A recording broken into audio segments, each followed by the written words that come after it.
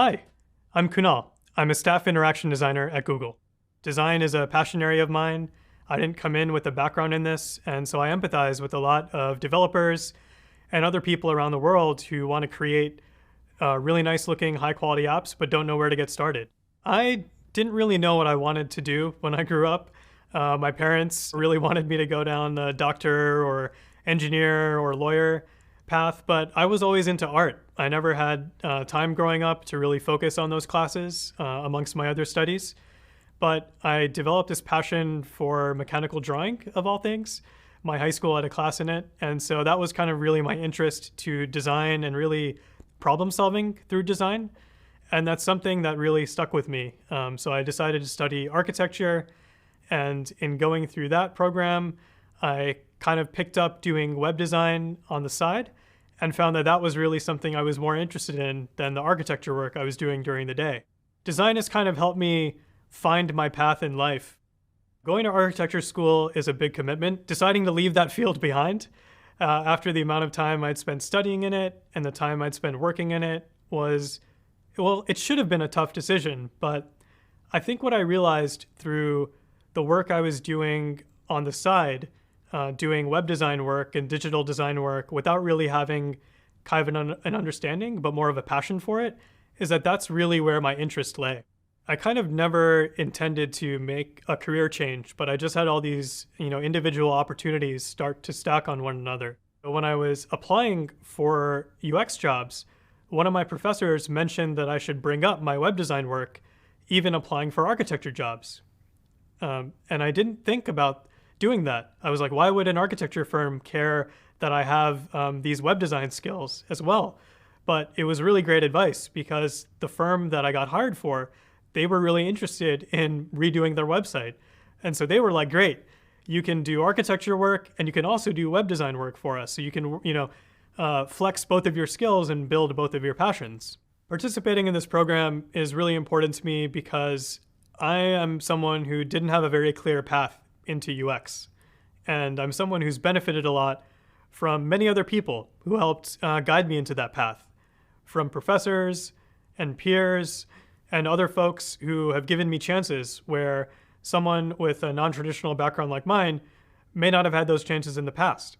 So I'm very fortunate for the opportunities that I've received and the work that I kind of had to do on my own to be able to get myself to this point. I want to be able to pay the goodwill that was shown to me forward to the community and help make sure that future generations of people who are interested in UX don't have to go through the same kind of winding path. That they have some more structure and some more places they can turn for a clearer entry into the field and all of the great things that come with it. Hello.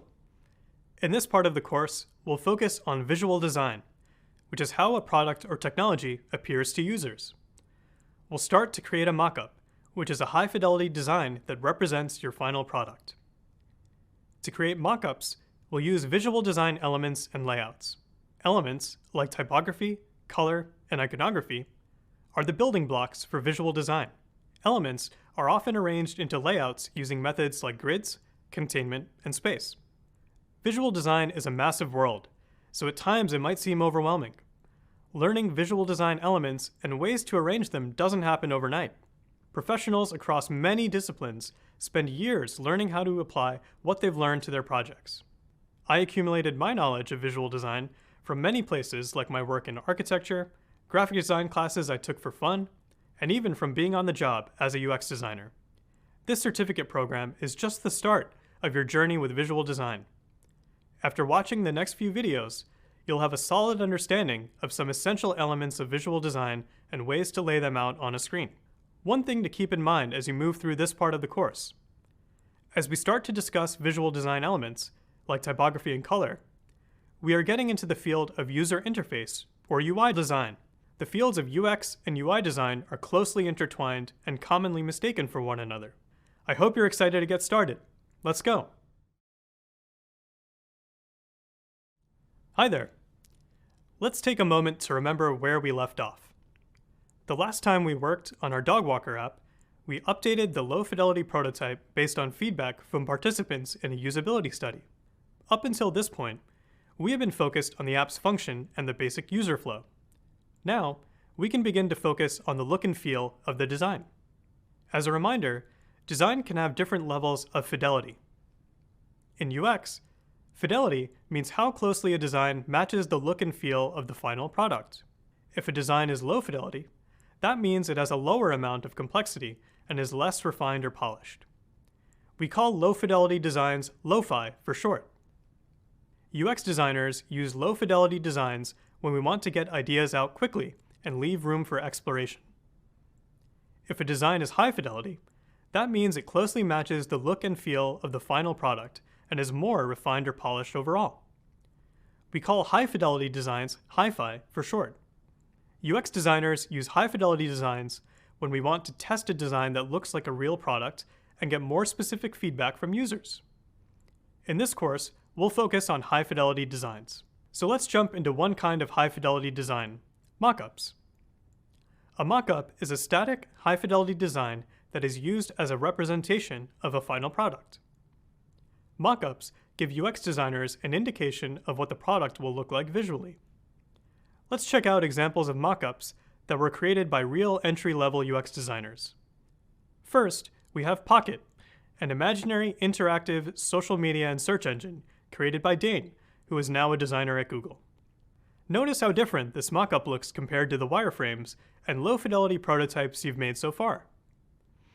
In a mockup, there are actual photos, use of color, use of shadows, different fonts, and stylized buttons. It looks a lot more like a real app you might use. Let's check out another set of mockups. These are for an app called Lucere, a make-believe takeaway salad and sandwich shop. Lisa, a designer at Google, created these when she was just getting started in the field. Notice how the mockups use color gradients, different text sizes, icons, and even a map. The mockups help you really get a feel for what this product would be like if it came to life. Hopefully you're excited to create your own mockups.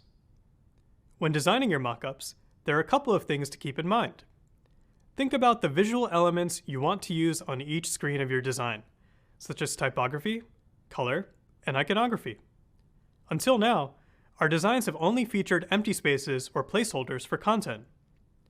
Mockups have actual words, images, and icons that will appear in your design.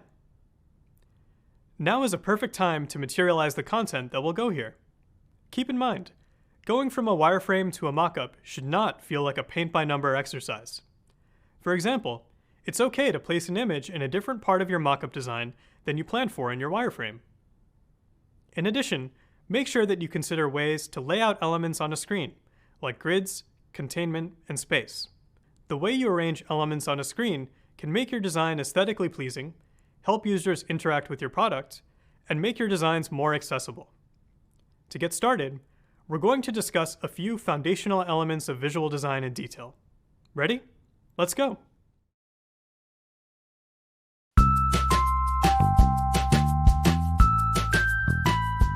Hi, I'm Chikezie. I'm a UX lead for AR experiences at Google. We design AR experiences for Google Search, for shopping, and other third-party brands. If you're getting into a design tool for the first time, like Figma or Sketch or Adobe XD, you might be wondering, how do I use this tool? How do I create this flow? Like, what does the UI need to look like? Is this even an appealing design? So my recommendation when you are getting ready to design something is to start with sketches. And now that you have your sketches, it's good to bring those sketches into your design tool. Now you're ready to go into high fidelity mockups. When you were sketching with pen and paper, that was low fidelity. Now that you're going into high fidelity, this is where you get to bring those sketches to life. When you're designing something, you want to think about the journey.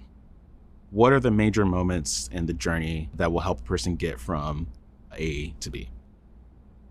When you're designing in a tool like Figma or Sketch, you're going to have a lot of things available to you that didn't exist with pen and paper. You're going to have text colors, you're going to have a big color palette, you're going to have text size, you're going to have images, a whole different suite of things available to you to work with. And when you're thinking about bringing something to those tools, you're now entering a phase called high fidelity. When you're making these, this is not only the design that the engineering team is going to look at and say, oh, this is what I'm being asked to build. The product team is also looking at this and thinking, oh, this is the thing that's going to be what the app looks like. This is going to be what the experience looks like. And I'm going to now assess this as, is this the thing that I'm looking for? Is this the solution to the problem that we're going after?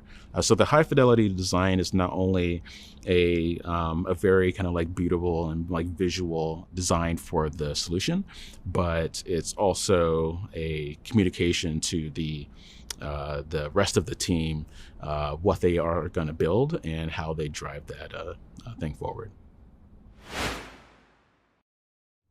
Hi there.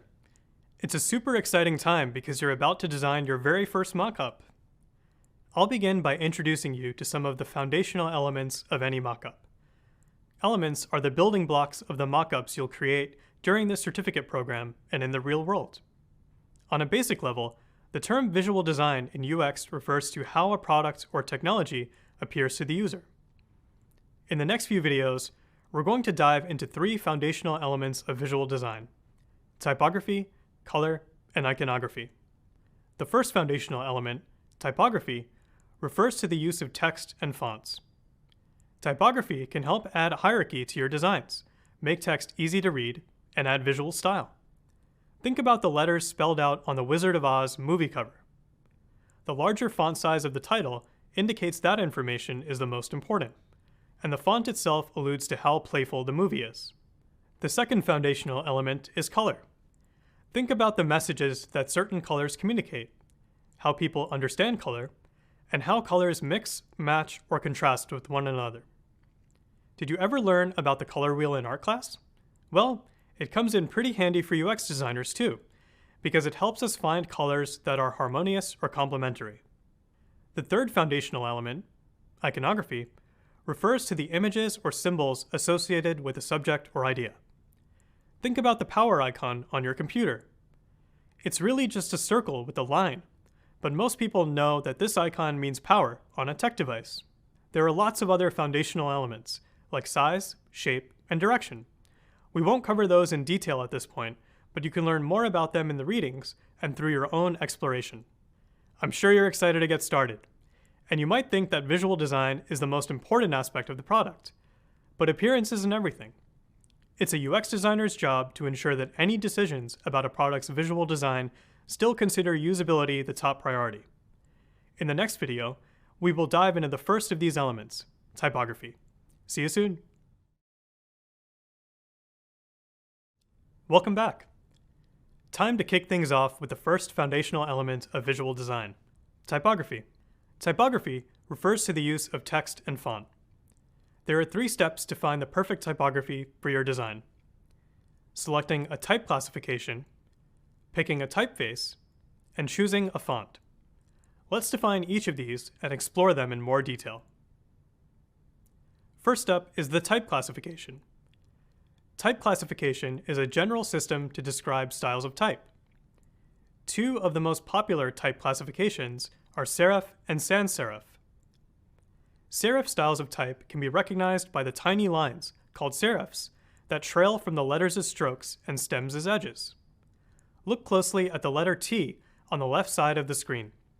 The small lines hanging off of both ends of the horizontal line at the top of the T help identify the text's type classification as serif.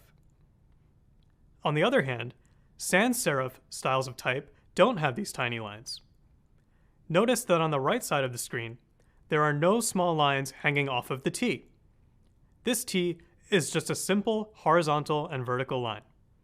That's a clear indicator that this T falls into the sans serif type classification. Okay, once you select a type classification, it's time to choose a typeface.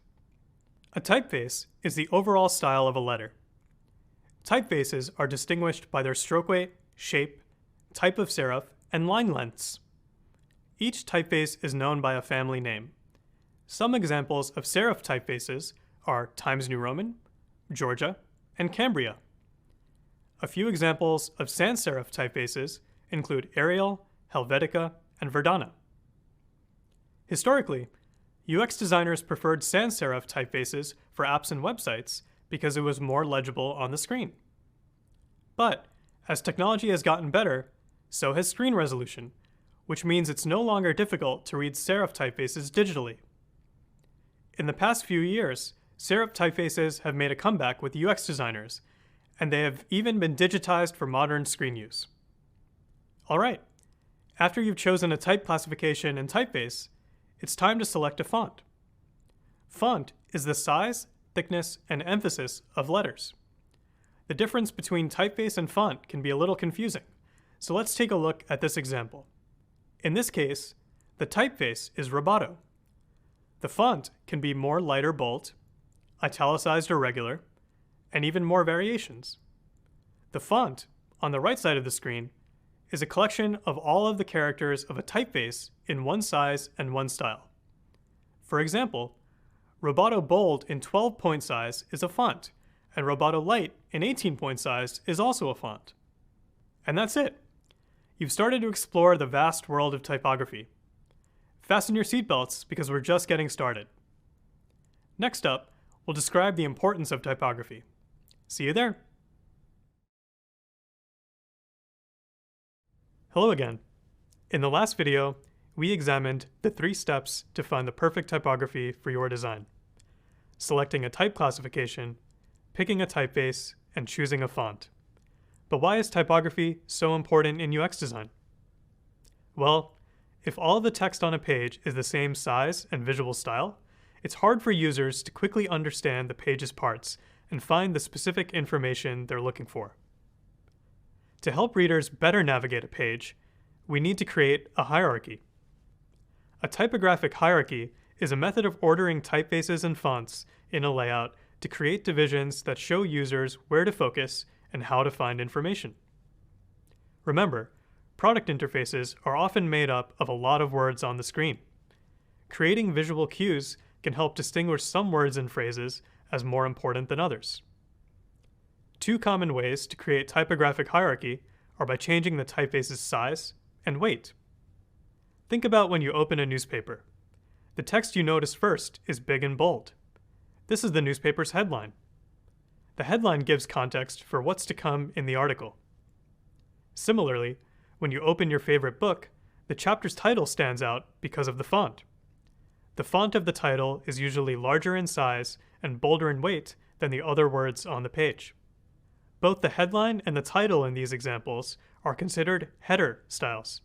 They both have larger and thicker letters than the words to follow. The same thing goes for designing a digital product. Most product interfaces have at least 2 sizes for text: a smaller size that's used for longer text passages, and a larger size that's used for titles and headings. Digital products might also use weight, which is the thickness of the letters in the typeface, to create typographic hierarchy. For example, a bold typeface gives more emphasis or importance to the text. All right, so you now know a bit more about how typefaces and fonts are used to add hierarchy. A second reason why typography is so important for UX designers is legibility, or making text easy to read. As a UX designer, one of your jobs is to make the product easier to read and navigate. The product needs to be readable for all users, including people with low vision. Think about the nutrition facts label on food items that are sold at a grocery store. These food labels are usually printed in bold black text on a white background. Designers ensure that the label is easy to read, regardless of the surrounding design on the food package. This helps all grocery shoppers, including those with low vision, easily identify and read nutritional information about the food, like the calories, vitamins, and ingredients. Similarly, UX designers use easy-to-read typography for digital platforms. For example, during the checkout section of an e-commerce website, designers choose typography that is bold and easy to read so that the user is sure that they are paying correctly.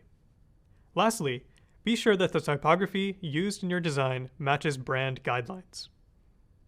Brand guidelines are visual style choices used to communicate a brand's identity, values, and mission. Brand guidelines have rules on typography and other visual design elements that have already been researched, tested, and approved by the company's design team. Typography adds to this visual style and displays a company's identity. For example, Google uses a sans serif typeface called Google Sans. The typeface was created by our design team and is seen in all of our marketing material.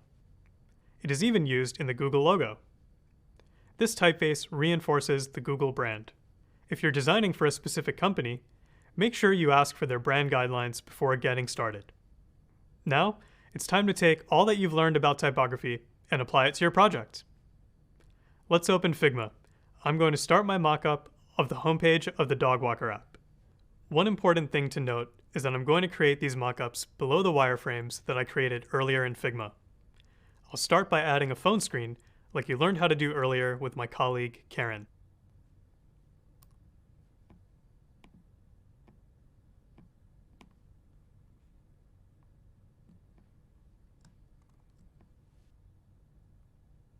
Next, I'll draw a text box within the phone screen.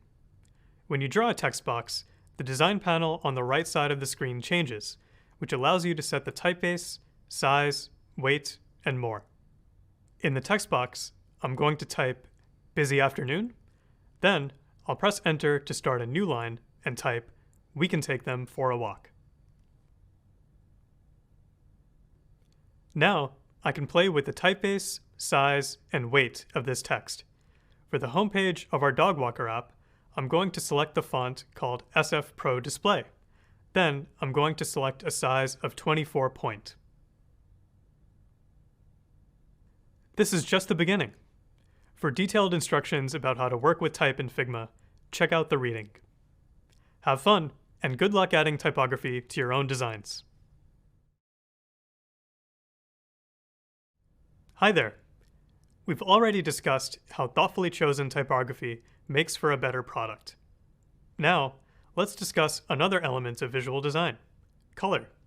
Did you know color can affect your behavior, mood, and thoughts? Colors can convey emotions, signal actions, and add variety. Red, for example, attracts a lot of attention. That's why things like exit signs, emergency buttons, and stop signs are red. Objects with this color always get noticed. Blue, on the other hand, can communicate serenity and feelings of calmness or peace. That's one reason why blue is considered widely appealing. Keep in mind, certain colors might mean one thing in one region of the world and something totally different elsewhere. You'll learn over time the colors that are most commonly associated with different emotions and how those choices affect your design decisions. For now, I'll explain how color choices and combinations are used in UX design to add emphasis and communicate branding, and can impact accessibility. First, let's talk about how colors can add emphasis in your design. A change in color can draw the attention of users to a focal point in your design. That focal point is often an important action you want users to take, like a sign-up link or a purchase button. Think about the homepage of our dog walker app. We'll want to add emphasis to the schedule button, so we'll probably make that button a bright color. One common rule that UX designers use is the 60-30-10 rule. One neutral color makes up 60% of the color palette in your design. A second complementary color makes up 30% of the palette. A third accent color makes up 10% of the palette to add emphasis. In our dog walker app, we might use white as 60% of the color in the design, gray as 30%, and orange as 10%. Accent colors, like orange in our case, can be used to emphasize or highlight information, whereas neutral colors play a supportive role in backgrounds, lines, and text. Let's pull up our dog walker app in Figma and apply the 60-30-10 rule to the homepage. The last time we worked on the homepage, we added a line of text that said, "Busy afternoon? We can take them for a walk." Let's make this text stand out more by placing a gray rectangle around the text. I'll go to the toolbar at the top left of the page and click on the icon that looks like a square, called Rectangle. From the drop-down menu, I'll select the rectangle, then draw a rectangle in my design. Now, I'm going to change the color of the rectangle to a light gray. In this case, I'll pick this light gray, which has the hex code D4, D4, D4. I'll right-click on the rectangle and select Send to Back so that the text appears on top of the light gray rectangle. There we go. Next, let's create a button. I'll draw a new rectangle following the same steps. This rectangle will be almost as wide as the phone screen, leaving a little bit of white space on the left and right sides. I'm going to use the Align Horizontal Centers button to center the rectangle in the middle of the phone screen. Then, I'm going to change the color of the rectangle to a bright orange to add emphasis, using the hex code FA7B17. I want to make this button stand out because clicking this button is the most important action we want users to take on the screen. Now, I need to add some text to describe this button. I'll go back up to the panel in the top left and click the T for text. I'll draw a text box inside of my orange rectangle. I'll type "choose a time." Then, I'll change the color of the text to white, which is hex code FFFFFF. Whoops, looks like the font is really big. I'm going to change the font size to 18 to better fit within this orange rectangle button. And there you have it. We've begun to add color to our Dog Walker app homepage to show emphasis. Another reason why color is so important in UX design is that colors can communicate branding, which is the visual appearance and voice of a company. Colors play an important role in a company's brand guidelines, just like typography. Color helps define a product's visual identity, making it stand out among competitors. Think about some of the most globally recognized brands and the colors they feature in their products and logos. Does the yellow of McDonald's arches make you feel cheerful? And does the bold red of Coca-Cola make you feel energetic? Some companies even use groups of colors consistently to stand out. For example, have you noticed that Google uses 4 specific colors in all of its branding? Blue, red, yellow, and green. Many of the graphics and animations in this certificate program use the 4 Google colors. That isn't an accident. These colors are consistent across all products, which makes designs from Google easy to identify instantly. When you're working for a company as a new designer, you'll need to be aware of how you use the company's brand colors in your designs. Keep color associations consistent, whether you're designing an app, website, or logo.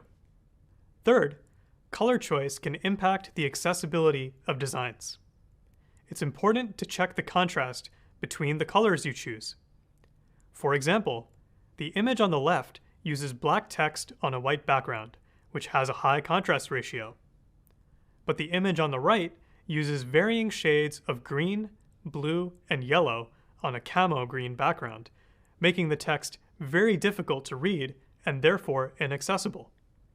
As a designer, you should follow Web Content Accessibility Guidelines, or WCAG, on color contrast standards to make sure your designs are accessible. For more detailed information, check out the readings in this section of the course. One more thing to keep in mind when choosing colors for your design. Test your color choices on various devices and in different environments. Colors can look different on your desktop computer than they do on your mobile phone. Colors can also look different depending on whether you're using the device in daylight or in the dark.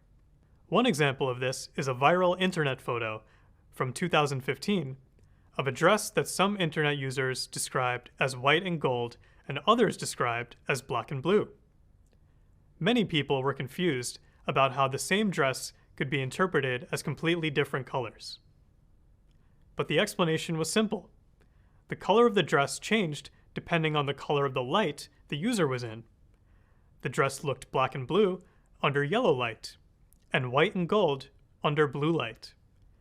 This is just one example of why testing your color choices in different environments is crucial. We could have an endless discussion on color, but the key takeaway is that using color effectively in your designs should help users better navigate the product. Next up, we'll discuss a third element of visual design, iconography. Let's keep going. Hello. Now that we've explored two elements of visual design, typography and color, let's discuss a third, iconography. Iconography is a system of graphic images or symbols that are associated with a subject or an idea. We call these images and symbols icons. On the surface, icons might seem like playful creations, but when made effectively, icons limit wasted text space, catch the user's attention, and are an easy way to transition to another page or location. We rely on icons all the time to give us information in both digital and physical environments. For example, an arrow icon on a button indicates that an elevator will go up or down. Or the sun icon on a computer screen allows us to adjust the screen's brightness levels. Sometimes icons indicate specific actions, like the arrow or sun in these examples. Other times, icons provide supplementary information, like how a battery icon tells you that it may be time to recharge a device. Some icons are commonly known through their widespread use. For example, have you ever seen this icon of a house? This house icon on the navigation menu indicates a path back to the home screen of the app. Since this icon is universally understood by most users, you can simply use the same house icon in your own app designs. However, other icons have specific cultural associations. For example, an American football icon may not be the best icon to represent sports on a global app. That's because American football isn't as popular worldwide as it is in the United States. Using a more universal icon, like a soccer ball, may be more appropriate for a global audience. When using icons in your designs, add a text label to describe what the icon means. If you add an icon of a house, you should also add a text label that says home beneath that icon. The text label also makes the app more accessible, because icons can't be read by a screen reader. Finally, iconography is crucial to a company's brand. Think about the Google Workspace icons, for example. Because of their color and style, there's no mistaking that these icons belong to Google products. When you start your UX design career, the company you work for will likely have their own set of guidelines for in-house iconography, which will help you make design decisions more easily. Let's keep building the homepage of our dog walker app and add an icon. Here's where we left the design in the last video. To get started, I'm going to add a house icon. I'll navigate to Google's Material Design page, which has a list of free icons that are available for anyone to use. I'll click on Resources. How convenient. At the top of the page, icons are listed under popular resources. The icons are listed alphabetically, so I'm going to scroll down to H for Home and select the Home icon. I'll click on the blue download button on the bottom left-hand corner of my screen to download this icon to my computer. Then, I'll navigate back to Figma. I'll click on the rectangle in the top left corner and select Place Image. When I do that, a window pops up that asks which file I want to select. I need to find the Home icon that I downloaded and click Open. Now, I'll draw on my app in the spot where I want to place the Home icon. There we go. I can change the color of the icon to orange using the same hex code as the button we added earlier, which is FA7B17. Lastly, I need to add a text box under the icon using the same steps that we've outlined before. I will write Home in the text box. I'm going to center the text below the icon.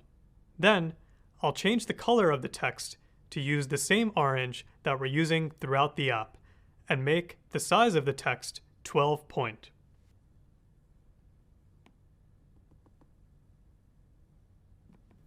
And that's that. We now have an icon for the homepage of our dog walker app. We've now finished discussing 3 foundational elements of visual design: typography, color, and iconography. Coming up, we'll explain how to arrange those elements within your design. Let's get going. Hey there! You've already learned about a few of the important design elements used to create your mockups. However, you'll need more than just typography, color, and iconography to create a design. You also need to learn about layouts, which are ways to arrange elements on a page. Layouts usually refer to the specific placements of text, style, icons, and images. The goal of layouts is to present information in a logical way, making the important elements stand out. Without a thoughtful layout, your designs will be difficult for users to interact with. Layouts can easily be borrowed or reused from other projects with similar pages. For example, there are popular layouts for home screens, login screens, and even checkout screens. There are many ways to lay out a page in the world of UX design. In the upcoming videos, we will cover a few things that can tie your designs together: grids, containment, and space. Ready to get started? Let's go! Hey there! Let's start our discussion about layouts by focusing on grids. When you design a mockup, the correct placement of elements on your page can improve user flow and make it easier to navigate. But it can be tricky to guess where to place elements within your mockup, especially as a new designer. Luckily, we have tools to make correct placement or layout easier. First, there are basic grids. These intersecting lines divide pages into small squares that allow you to easily lay out elements in a design. The lines on the grid are evenly spaced to help you design consistently and manage spacing of elements. Here's what a basic grid is like in Figma. If you drew wireframes on grid paper in an earlier course, these grids might look familiar. While basic grids are useful to help you design consistently, it's more common for UX designers to use a layout grid. A layout grid is a series of columns and alleys that allow you to organize elements in a design. Columns are the colored blocks, and alleys are the spaces between the columns. Here's what a layout grid is like in Figma. Notice that columns are a light red and are all the same width. The alleys are white and are also all the same width. The number of columns in a layout grid depends on the type of device you're designing for. If you design for a larger screen, like a website on a laptop or desktop computer, the layout grid might have 12 columns. As you design for smaller screens, your layout grid will have fewer columns. For example, the layout grid for a tablet or app includes 4 to 8 columns, and the layout grid for a smartwatch has only 1 column. But keep in mind, no matter what device you're designing for, the number of columns in your layout grid depends on how you want to organize and split up your content. You might be wondering, should I use a basic grid or a layout grid when I design? This varies for each designer, so the choice is yours. Some designers use both basic and layout grids, while others use only one. Some designers don't even use grids at all. When you're just getting started as a UX designer, you might want to use a grid for a few reasons. First, grids create clarity and consistency. An effective grid guides the eye, making it easier and more pleasant to scan elements on the screen. Second, grids quicken the design process, making it faster to place elements on the screen. And third, grids make it easier to collaborate on designs. With a grid, designers will generally know where to place things. Let's check out a mockup from an entry-level designer who now works at Google. Here, Dane created an app called Peacock. On this page, users are prompted to search for friends or locations near them. The page features a search bar above images of cities like New York, San Francisco, and Chicago. Take note of how the squares for each image are exactly the same size, and how the search bar is centered directly in the middle of the screen above the images. You can tell that Dane used a grid to plan his design, which made it easy to place elements. Thanks to the use of a grid, Dane's completed mockup has a visually appealing layout. You could even reuse this layout for another purpose. For example, I could see the same layout being used by a food ordering app, where each image box is a different restaurant. You're starting to get the hang of how to lay out a page. Coming up, we'll discuss another thing to keep in mind when laying out a page: containment. Hello again. We've started to explore how to lay out elements on a page effectively, using grids. Now, it's time to discuss another thing to keep in mind when arranging elements on a page: containment. Containment uses visual barriers to keep designs neat and organized. Barriers like lines or colors help limit content to a specific section of a design. There are 4 methods of containment: dividers, borders, fill, and shadow. Let's discuss each method using an example from the homepage of the Dog Walker app. Do you like what I've done with it while you were working on your own project? I even added a cute little image of a dog on the Choose a Time button. You can learn more about how to find free images like this in the reading. I'm going to have some fun with this mockup to bring to life each of these 4 methods. First, let's talk about dividers. As a refresher, dividers are lines that separate sections. They can be simple yet effective tools for quickly breaking up content that doesn't belong together. In our Dog Walker app, you'll notice that we use a gray divider between each dog walker that's available. Similarly, borders use lines to break up sections of a page. Borders are continuous lines that often form shapes like squares or rectangles. When I first created the Choose a Time button, I just had text and the image of a dog. The lack of a border made it difficult for users to know it was a button. So I decided to add a rectangular border to make it more clearly a button. Third, we have fill. Fill assigns colors to borders and shapes. Just as you might think, the color fills in the object. This makes content stand out, which creates a new focal point within the mockup. The Choose a Time button still isn't as clear as buttons on other apps I've used, so I'm applying an orange fill to give it more emphasis. Lastly, you can add shadows to your designs to create dimension. Often, designers use shadows in combination with borders or fill. Shadows help break up elements even further. Check out the shadow I've applied to the Choose a Time button. Now it's almost 3-dimensional. You feel like it's coming off the page. All right, your mockups should be starting to come together. You now have 2 tools in your toolbox that you can use to lay out elements on a page: grids and containment. Up next, let's add one more tool to your toolbox: spacing, which can help make your mockups even more visually appealing. See you there. Hey there. We've just covered how grids and containment can help you lay out a page. Now, let's add one more tool to your toolbox: spacing. What do we mean by the word space? Well, space is something we're all familiar with.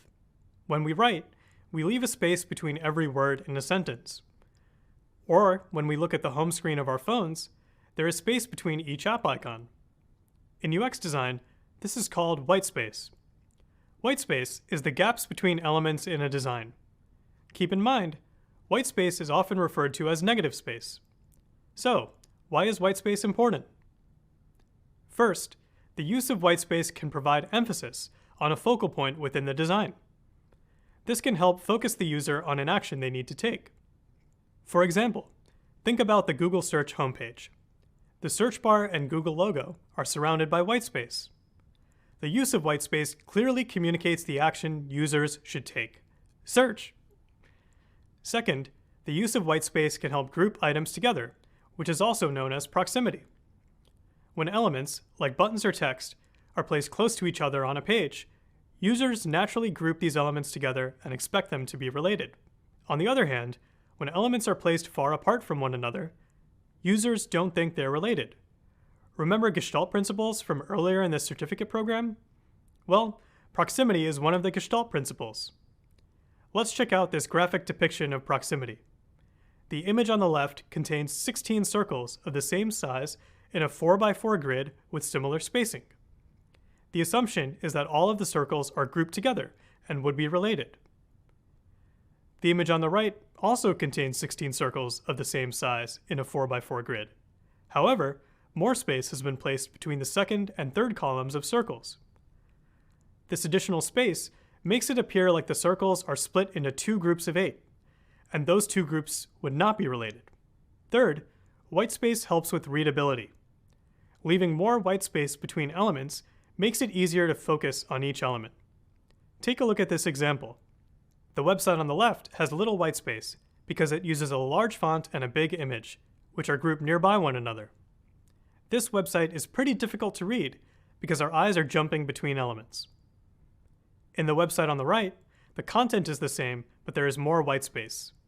This design uses a smaller font and a smaller image. This allows the eye to look at each element and makes the website easier to read. Okay, one more thing to keep in mind when it comes to white space. Having too little white space increases the chance of error. For example, some users might end up accidentally pressing the wrong button if there isn't enough space between the buttons. When you get your first job as a UX designer, you may have to help educate your clients or cross-functional teammates about the importance of white space. Businesses often feel that more content is better. It's important to help those stakeholders understand that using white space in the design will make their product easier to use and will hopefully lead to better business results. For example, if the sign-up button is clearly emphasized using white space, more users are likely to click it, which is a win for the business. Now you have all the tools you need to add elements to your mockup and lay out those elements on a page. Good luck putting what you've learned here into practice with your own design project. Hello again. You're making great progress. In this part of the course, you were introduced to visual design, which is how a product or technology appears to users. And you started to create your first mockup. To create mockups, you used visual design elements like typography, color, and iconography. You also learned that elements are often arranged into layouts using methods like grids, containment, and space. In the next part of this course, you will learn about visual design principles, which help improve and refine your mockup. Get ready to keep iterating on your mockup. Hey there! You just learned about visual design elements like typography, color, and iconography. Then, you learned about how to lay out a page using grids, containment, and negative space. Your mockup should be starting to take form. In this part of the course, we'll explore how to refine and improve your mockup using visual design principles. To start off, we'll discuss the power of emphasis, which can help guide the user to the most important parts of a page. Then, we'll cover hierarchy, scale, and proportion. These visual design principles will help you organize the elements on each page of an app. After that, we'll jump into the principles of unity and variety, which can help elements of your app function together or stand out. Next, we'll revisit Gestalt principles like similarity, proximity, and common region. Finally, I'll give you some strategies to help you review the work you've done so far on your mockup. The concepts and principles we'll cover aren't just tools to take out of your toolbox whenever they're needed. They're naturally embedded in the design process and integral to helping inform our design decisions. They'll help you refine your mockups and create products with a great user experience. To get started, let's talk about our first visual design principle. Meet you there. Hello again. There are a few fundamental design concepts you'll need to understand as we start refining our mockups. In this video, we'll cover the importance of emphasis and explain how you should decide what to emphasize in your designs. Let's get started. At a basic level, emphasis means something that attracts attention. Emphasis is all around us, and we depend on it to translate information for us in everyday life. For example, imagine a public speaker giving a speech without placing any emphasis on any of the words, or a pianist playing a song without emphasizing any notes over others. The lack of emphasis would lose the audience's attention and make it challenging for them to follow along. The same idea applies to visual design. We use emphasis to intentionally guide a user to what we want them to pay attention to. In our mockups, we want to use emphasis to provide cues that indicate to the user what is more important or less important on each page or screen. So, how do we give something emphasis in visual design? To emphasize one part of your design over another, give it more visual weight. Visual weight is a measure of the force that an element exerts to attract the eye. Using variables like size, color, or contrast can give an element greater visual weight. No matter the item, everything has a visual weight. To understand what I mean, check out this mockup created by Josh, a UX designer at Google. It's for an app called Zest that helps users track spices, herbs, and seasoning. The mockup design is fairly simple, but it uses design elements and principles to create emphasis exceptionally well. By using white space and a simple typeface, users are naturally attracted to the app's main content, its images of spices like turmeric and harissa. The images are large and colorful. They have a very heavy visual weight compared to the surrounding text and background. So you might be wondering how you should decide what to emphasize or add visual weight to in your own designs. The key considerations to think through when you're deciding what to emphasize are: where do I want to draw the user's attention? And what are the user's goals? Using emphasis strategically can make it easier for your users to complete tasks, and that creates a great user experience. So let's examine the role emphasis plays to get users to take action. It should be easy for users to find any action or important information they need to complete a task. As you examine your user journey, you might ask yourself, how am I making it easy for users to complete the tasks they need to do? This might involve adjusting your design's navigation based on the results of any usability studies you conduct at this point. Basically, if someone isn't finding a critical feature easily during the study, you want to find a better way to emphasize it. Check out this mock of the book appointment screen from our dog walker app. What's drawing the most attention, and why? We use the color orange to highlight the Book Sarah button. Booking a dog walker is one of the most important steps in the user's journey, so we emphasized it more than the About section and the customer reviews. It's not that these other sections aren't important. We just really wanted to highlight the primary action that we want users to take on this screen. The color orange is bold and draws attention to this key feature, and the size of the button is larger than the surrounding content. These visual design decisions are all part of emphasizing this button and guiding the user to take action. As we move forward, you'll get hands-on practice with deciding exactly what to emphasize in your designs. Awesome! Now we've covered how to use emphasis in your designs. Next up, we'll explore another visual design principle, hierarchy. Welcome back. By now, you might be starting to notice that good visual design comes from understanding visual design principles. Those principles are like tools that a designer uses to create visually appealing mockups and prototypes. To get started, let's define hierarchy. Hierarchy is a visual design principle that orders elements on a page and highlights them by their importance. The goal of hierarchy is to guide the user. Adjusting size and color is a common way to distinguish hierarchy in visual design. Hierarchy in UX design can help a user understand the relative importance between different elements. You might be wondering how hierarchy is different from emphasis. Although they're definitely related concepts, hierarchy refers to a group of elements that are organized in order of importance. On the other hand, emphasis is about making one element stand out from the other elements surrounding it. Think about when you browse the homepage of a media outlet to catch up on the news. You usually check out the headlines first, right? Most people do this to get a quick idea of what each story is about. The headlines are the elements that stand out on the page because they have the most importance. Below the headline is a summary of the story, which usually has a font that is smaller and less bold. In this case, the typography created hierarchy on the homepage. So why do we need hierarchy anyway? Well, in UX design, we always want to make it clear to the user where to focus first and what action to take. Hierarchy helps point users to the first step they should take in their user journey. With hierarchy, the more important the information is, the more we should make it visually prominent. We apply hierarchy when we create mockups to help users navigate an app effortlessly. Hierarchy helps them find the most relevant information and main action buttons first. Hierarchy also guides the user to the most important places on the page. Let's revisit the dog walker app to understand how this applies. This page is part of the second step of booking an appointment. Under the three icons indicating the steps for booking an appointment, there's the text, "Select the dog walker." Ordering this text at the top of the page indicates that most of the content underneath it will contain information about this process. Sizing the text larger makes that point even clearer.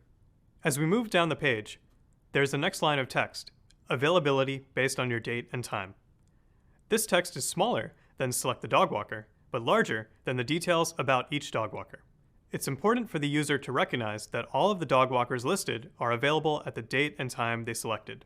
Also, notice that the names of each dog walker are in a darker gray color than the rest of the text associated with that dog walker. Remember, hierarchy highlights elements on their page by their importance, so this subtle design choice indicates to the user that they should focus on the name of the dog walker first, and then look at the other details. This is similar to the technique used in the headline example we discussed earlier. Hierarchy also affects accessibility for users. Earlier, you learned about assistive technologies that can help users focus on the most important information on the page, like screen readers. By using accessibility annotations in your wireframes, or in this case, mockups, users will be able to read elements in a hierarchical order. Accessibility annotations create a visual hierarchy by indicating the order that elements on a screen should be read. In addition, these annotations can help users understand the order in which they should interact with each element. Great! You now know about hierarchy and how to apply it in your mockups. You've already explored 2 visual design principles, so it's on to the next, scale and proportion. Meet you there. Hi again. By now, you're starting to get a feel for the different visual design principles that can help improve your mockups. Earlier, we explored the concepts of emphasis and hierarchy. In this video, I'll start out by explaining the basics of scale and proportion, which are 2 different but related ideas. Then, we'll go over how to apply scale and proportion to your mocks.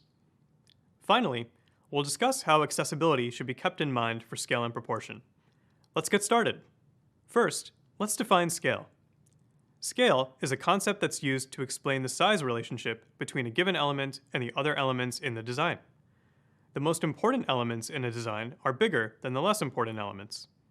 So, why is scale important for UX design? Well, there are a few reasons.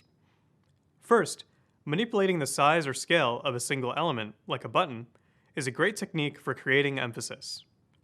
To emphasize an element, you can use scale to make that element larger than the other elements around it.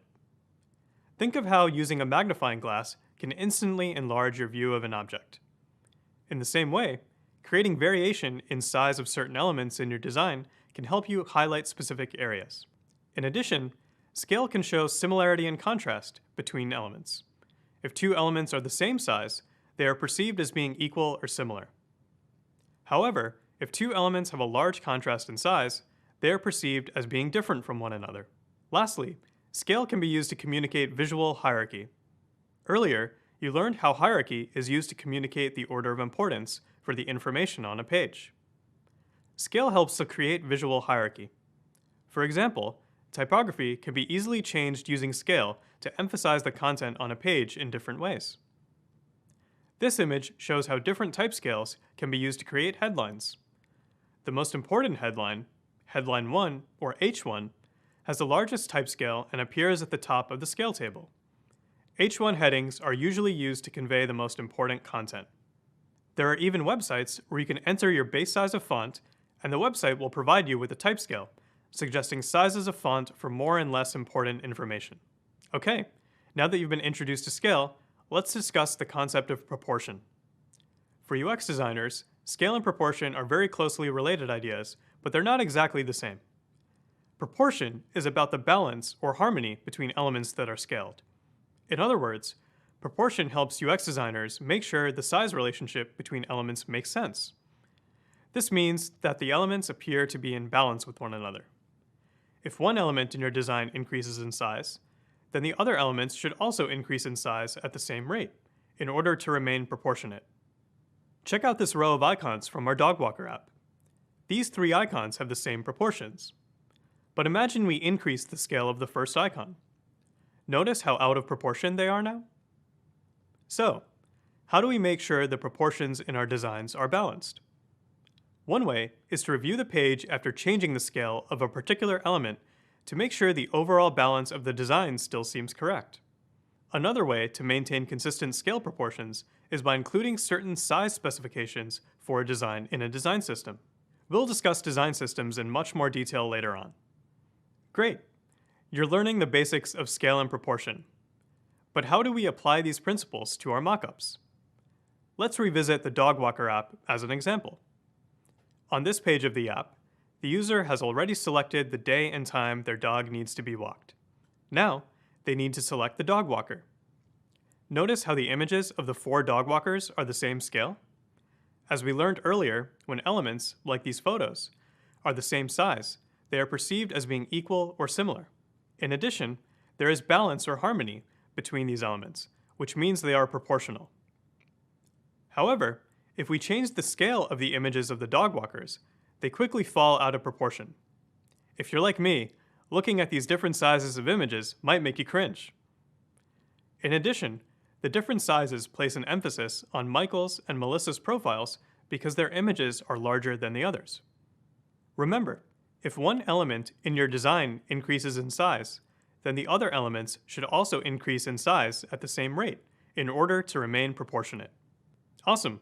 You've learned about 2 more visual design principles, scale and proportion. Coming up, we'll go through the principles of unity and variety. Let's keep going. Hey there!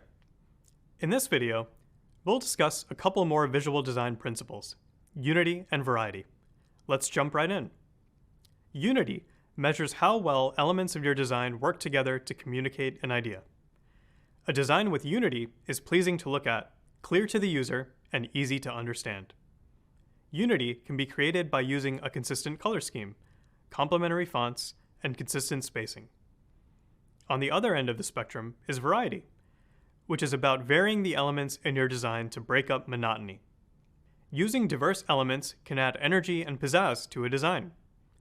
There are countless ways to incorporate variety in your designs, like using different shapes, colors, textures, and patterns. Do you have any walls in your house that are painted an accent color?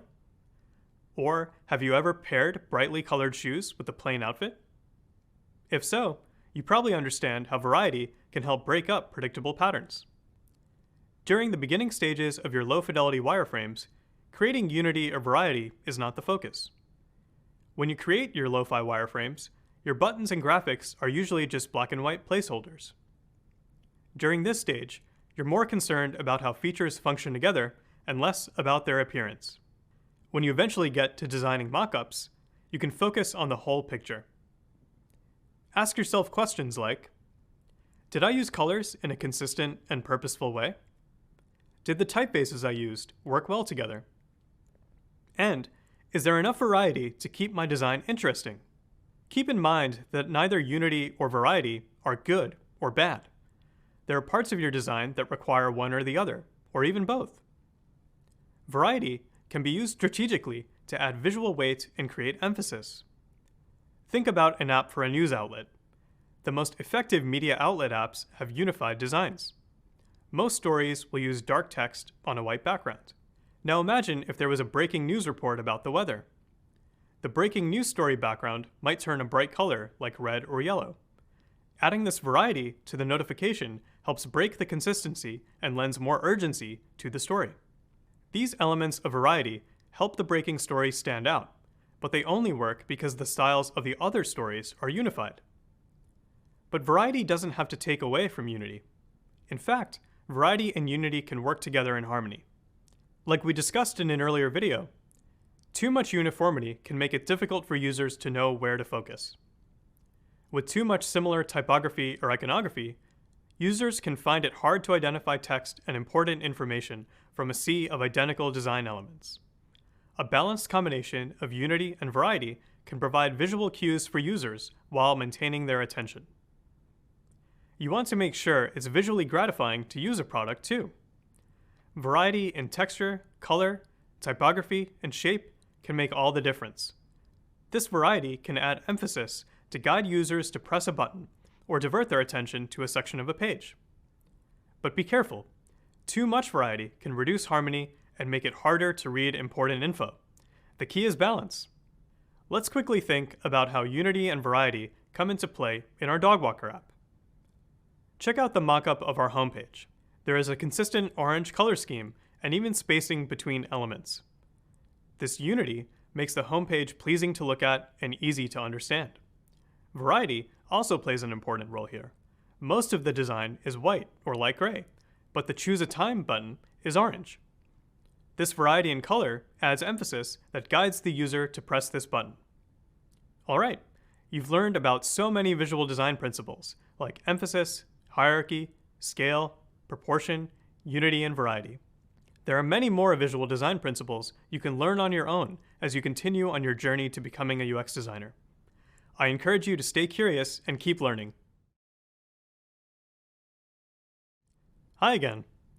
So far, in this part of the course, we've been discussing visual design principles.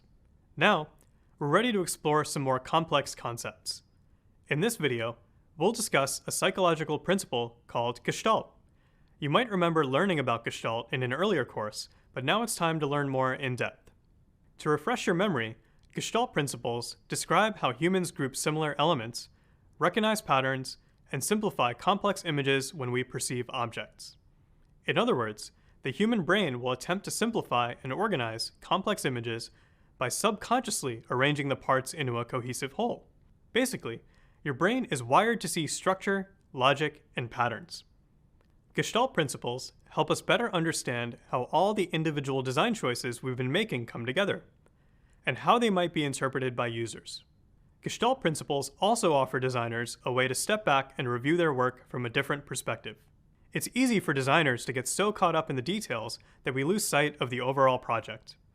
Applying Gestalt principles to our designs allows us to really notice how our design elements work together. Similar to how we can use multiple visual design principles to create emphasis, several Gestalt principles can be applied to one mockup design at the same time to make visual connections.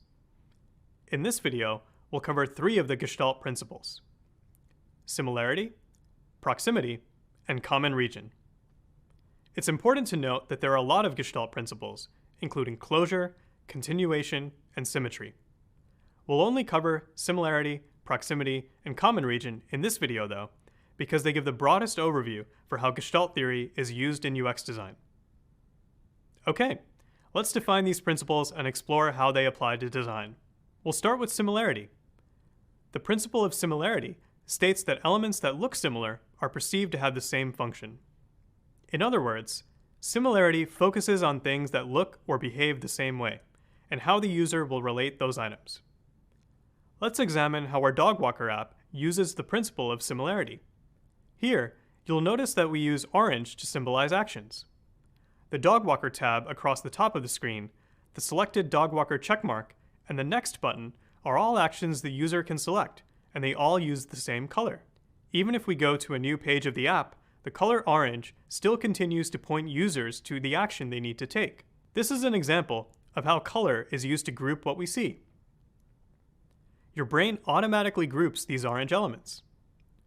Because they are the same color, they are perceived to have the same function. Another example of the similarity principle in action is how every circle on this page represents a user profile. All of the circles have the same visual weight on the page. Whether the user has a profile picture like Sarah M, or uses a first initial like Alice or Sal, your brain automatically makes the connection that these similar shapes represent the same idea, a user profile. You'll instantly make this connection when you see other circles of this size in the app. Next, let's explore the principle of proximity, which states that elements that are close together appear to be more related than elements that are spaced farther apart. In other words, humans perceive objects close to each other as connected. The way sighted people and screen readers read is an example of the proximity principle in action. The lack of space between letters or characters tells you that those letters or characters form a word. And the space between and after those groups of letters or characters let you know that a new word has started. The principle of proximity is also used in our dog walker app. When a user is scheduling an appointment with a dog walker, the app provides a horizontal list of the names of the user's pets: Charlie, Broccoli, and Rover. The user selects which dogs need a walk. The closeness of these buttons lets you know that they're related. And the closeness of the list of dogs to the question, "Who is going for a walk?" lets you know that the question is related to this list of dogs. On the other hand, This question and list of dogs is far away from the recurring booking box. The space between these elements indicates that they are not related. Okay, one more Gestalt principle to cover. Finally, there is the principle of common region, which states that elements located within the same area are perceived to be grouped together. Although it's connected to the principle of proximity, the principle of common region differs because it has less to do with spacing elements apart and more to do with using visual elements to form sections. Here, we have a mock-up of an app created by a UX designer at Google named Chikezie. The app is called Rostery, and it was created to help college professors remember their students' faces and names in a fun and simple way. On this screen, the app is broken into 3 sections: the navigation bar at the top, the memorization progress graph, and the names of the students the professor wants to remember. Each of these sections contains multiple elements like graphics, photos, and text.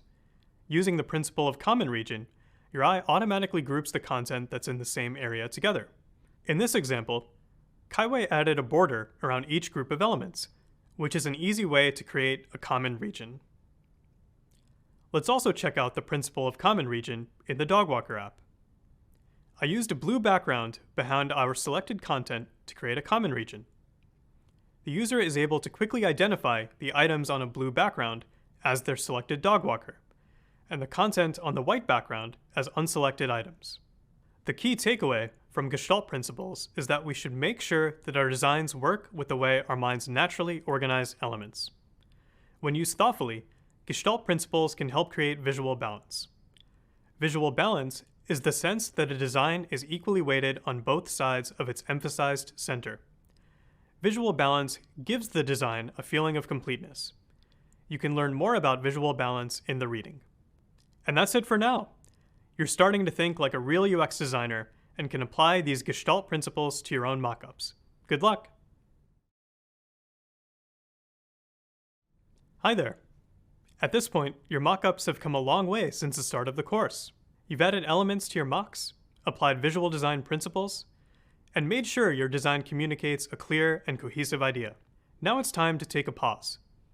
Even the most experienced designers pause and review their progress at various points. It's often easier to figure out how far you've come and how much you have left to do when you have a checklist. But what should you include on that checklist?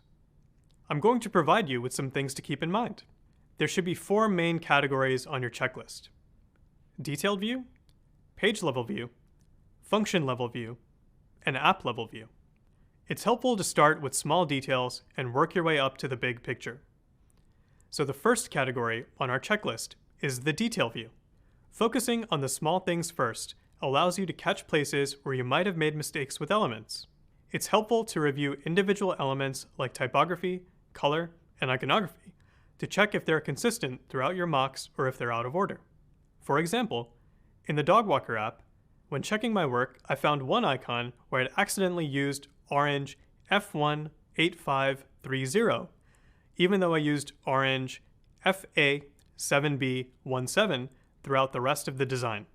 Second, use a page level view to check if all of the elements on each page are balanced and unified. Check out the page from a bird's eye view to see if anything is out of place. This is also a good time to consider the scale and proportion of the elements within a page. For example, when I first created the book appointment page of my Dogwalker app, I indented the bios of each Dogwalker to try to make their name stand out. However, after doing a page level view, I felt like the bios were out of balance with the rest of the page and decided to align everything on the left instead. In addition, in the first version, the checkmark icon stood alone. To help improve the balance of the page, I added a gray circle around the checkmark icon. Next, review your designs using a function level view. In other words, you need to make sure your designs are operational. In particular, check to make sure you have included all of the navigation elements in your designs so that it's ready for prototyping. Ask yourself questions like, does each page have a way to move forward and backwards?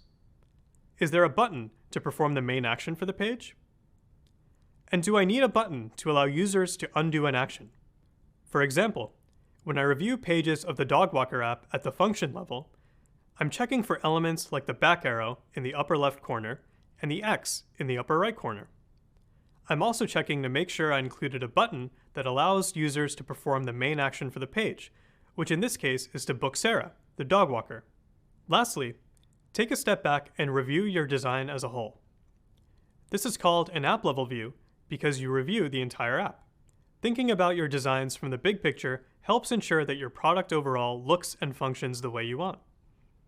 To do this, I recommend zooming out in Figma so that you can review multiple pages of your design at the same time. For example, here is an app level view for the dog walker app I've been working on. You've seen many of these pages as examples in different videos, but here is the app design altogether. I've been iterating on these mockups while you've been working on yours, but I still have a long way to go. As part of the app level view, I'll check for things like consistency in how the product looks overall. For example, the 3 icons across the top of my app page should stay in the same position, no matter what page I'm on. There you have it. You've made it through the 4-step checklist for reviewing your design. This is yet another moment to iterate on and improve your designs. Your mockups should be getting better and better with each tweak you make. Keep up the great work. Another mission accomplished. That completes this section of the course about how to refine and improve your mockup using visual design principles. Your mockup should be looking good. Here's everything we've covered in this section. First, you learned about the importance of emphasis, which can help guide the user to the most important parts of a page. Building on that, you explored how to create levels of hierarchy. Distinguishing the elements of a product's design in order of importance guides users to effectively use a product. Then, you learned the basics of scale and proportion, which organize the elements on each page of an app. After that, you discovered the influence that unity and variety can have in guiding a user's attention and maintaining it.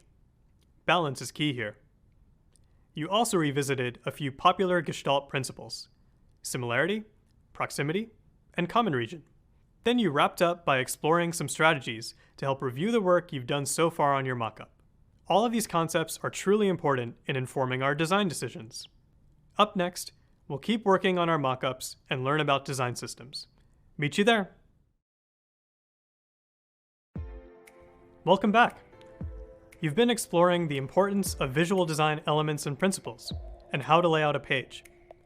You even made your own mockups and have been iterating to improve them. In this part of the course, you'll explore the world of design systems and sticker sheets. First, I'll introduce you to the parts of a design system, as well as the benefits of using a design system. Then, we'll explore 2 companies' design systems that are free for you to utilize in your own work. Next, we'll use a design system library in Figma, and you'll have an opportunity to use one in your mockups. Finally, we'll learn how to use sticker sheets and how you can set up a sticker sheet in Figma. In my opinion, this is going to be the most exciting part of the course. I work on material design, which is Google's design system, so I'm really looking forward to giving you a behind-the-scenes tour of my world. Let's get to it. Hi again. In this video, we'll discuss design systems and why they matter. Let's start with the definition. A design system is a series of reusable elements and guidelines that allow teams to design and develop a product following predetermined standards. Have you ever worked at a business that had a series of guidelines for different processes? Did it get hard to keep track of all the rules? Well, design systems help teams combine all of these different guidelines in one place, including important information like brand guidelines, components, color palettes, and more. For example, a design system outlines rules about how to use your company's brand colors in your designs, and which colors should be used for icons and typography. Some of the visual elements frequently included in a design system are color, iconography, layout, copy, animation, elevation, typography, and illustration. So, how are design systems set up? Most design systems include visual styles, guidelines for how to apply them, UI patterns, and supporting code for developers. Let's go through each of these in more detail. First up, visual styles. Defining the styles for core visual design elements, like typography, color palettes, and iconography, helps companies express their brand more consistently. This also helps UX designers improve the user's experience. Next are the guidelines. This is where the design principles, editorial guidelines, and implementation guidelines are defined. Clear rules about how certain components or styles should be used within a product help designers stay consistent. Then there's UI patterns. UI patterns include elements like text, color, or icons. Components, which are made up of elements like a button or form label. Modules, which are groups of components, like a header with a logo or a navigation bar at the top of the page. And templates, which are groups of modules put together to form pages. In addition, each of these sections of a design system usually includes detailed notes about which elements, components, modules, and templates are the most important, and how often to use each one. And finally, design systems support code for developers. To help developers build out designs correctly, design systems often include the code to create each of the provided elements or components. Compiling all this information into a comprehensive design system ensures that all the different elements in your designs will carry through to the final product. All right, now that you're starting to get to know design systems, let's explore the benefits of design systems in the next video. Let's keep going. Let's keep learning about design systems.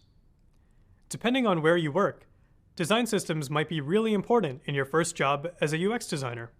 Why? Well, there are a lot of benefits of design systems. For one, design systems create consistency for designers and users.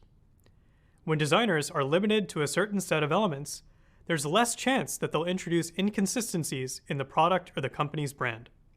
For example, imagine the design system for our dog walker app instructs designers to always use orange buttons with rounded edges in their designs. Although there are dozens of shades of orange to choose from, we've decided to use the color FA7B17 in our design system. We've also decided that the text on these buttons should always use the typeface SF Pro Display. By deciding on these visual styles up front and including them in the design system, it's easier for designers to create the buttons and for users to notice them in the product. Another benefit of design systems is that they help reinforce a company's brand identity. Design systems keep the visual design elements consistent within a product and across products. For example, Google's design system, called Google Material, has 4 primary colors: blue, red, yellow, and green. If you open any app on your phone from Google, like Google Maps or Google Drive, you'll notice these 4 colors in the designs. You might also notice that all Google products use the same font, which we call Google Sans, and they favor rounded corners over square ones. Another benefit of design systems is that they're scalable. The term scalable describes a system that's able to maintain performance levels when workload increases. This can be particularly helpful at a rapidly growing company like a startup. For instance, if there's a design system that's already set up with a specific color palette and typography, it can be easier to iterate on the design as the product evolves. It's also easier to onboard new designers to the team. A fourth benefit of design systems is that they save time and money by increasing efficiency for individuals and teams. When there's a system that can be uniformly applied to the designs, members of a team will have fewer questions about design specifications, so the work can be finished more quickly. Finally, design systems help designers and developers work together more effectively. Before the introduction of design systems, projects often hit obstacles when designers handed off their designs to developers. These challenges arose because the design and development teams tended to operate independently, and each team had different requirements. By building a design system together, design and development teams are aligned from the beginning. This allows a developer to receive a design and immediately know what code needs to be written to bring the design to life. It's important to know that not all design teams have a fully developed design system, but those that do usually find that it elevates the quality of their interactions and products. Also, the way that you interact with design systems as a new UX designer will depend on the size of the company you're working for. At larger companies, you'll probably use a design system that's already been set up. But if you start out at a smaller company, you might be expected to help build a new design system, which is a big challenge, but also a great learning opportunity. Whatever size company you work for, you should always be ready to follow a design system or contribute ideas to improve an existing system. That might mean anything from updating the colors or typography in the style guide to defining components and designing templates. Coming up, we'll explore Google's public design system, Material Design, which has been used as a model for a lot of other organizations. Material Design is the team I work on, so I'm really looking forward to giving you a tour of my world. Hi there. It's important for UX designers to understand how to use a design system in the most efficient way. In this video, we'll explain design system libraries and how they help designers and developers. We'll also explore Google's own design system, called Material Design, to understand how this works in action. Material Design is a public design system created by Google, and it's used by designers and developers around the world to create different mobile apps and websites. We also have a private version of this design system that's used internally for various product teams. It's called Google Material. Currently, I'm a staff interaction designer on the Material Design team here at Google. And as someone who didn't study UX in college, I found design systems to be a super helpful way to learn about the basics of good design. The guidelines in the system helped me understand the principles of user interface design. Some companies don't share their design systems with the public, but Google decided to make these resources public for designers, developers, and engineers to interact with and learn from, so you should definitely take advantage of the opportunity. All right, ready to explore material design with me to get a better sense of how this all works? Let's go. I'll start by navigating to material.io. The Material site has different pages you can explore.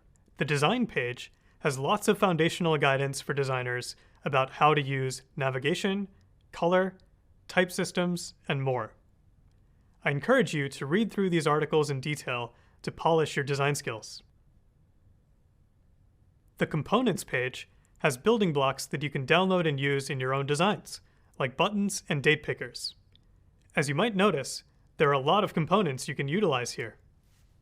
Let's take a look at the Buttons component. There is a ton of information here for you to explore on your own. The Material site doesn't just provide a button. Material also shows you how to use it effectively in your own designs. The Develop page is next.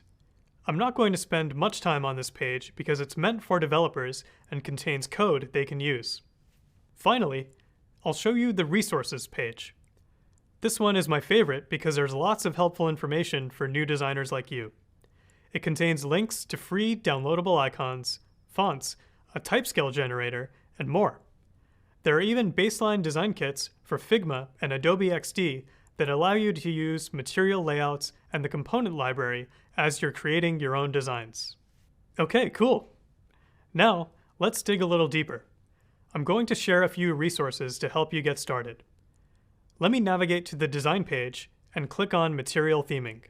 One of the main reasons designers use the Material Design system is because you can customize it to better reflect your company's brand. There's a baseline theme that can be used as is, or you can customize it as little or as much as you want in order to make the design system work for your product or company. For example, check out how this simple button has been customized. Remember earlier in this course when you learned about iconography and I downloaded the home icon from Material? I downloaded that from Material's icon library, another great free resource to take advantage of. There are over 1,000 icons in 5 different styles for you to use in your apps. Okay, one more tip. One of the coolest things you can do on the Material Design website is explore the Color tool. To find it, navigate to the Resources tab, scroll down to the Tools section, and the Color tool is here in the top right.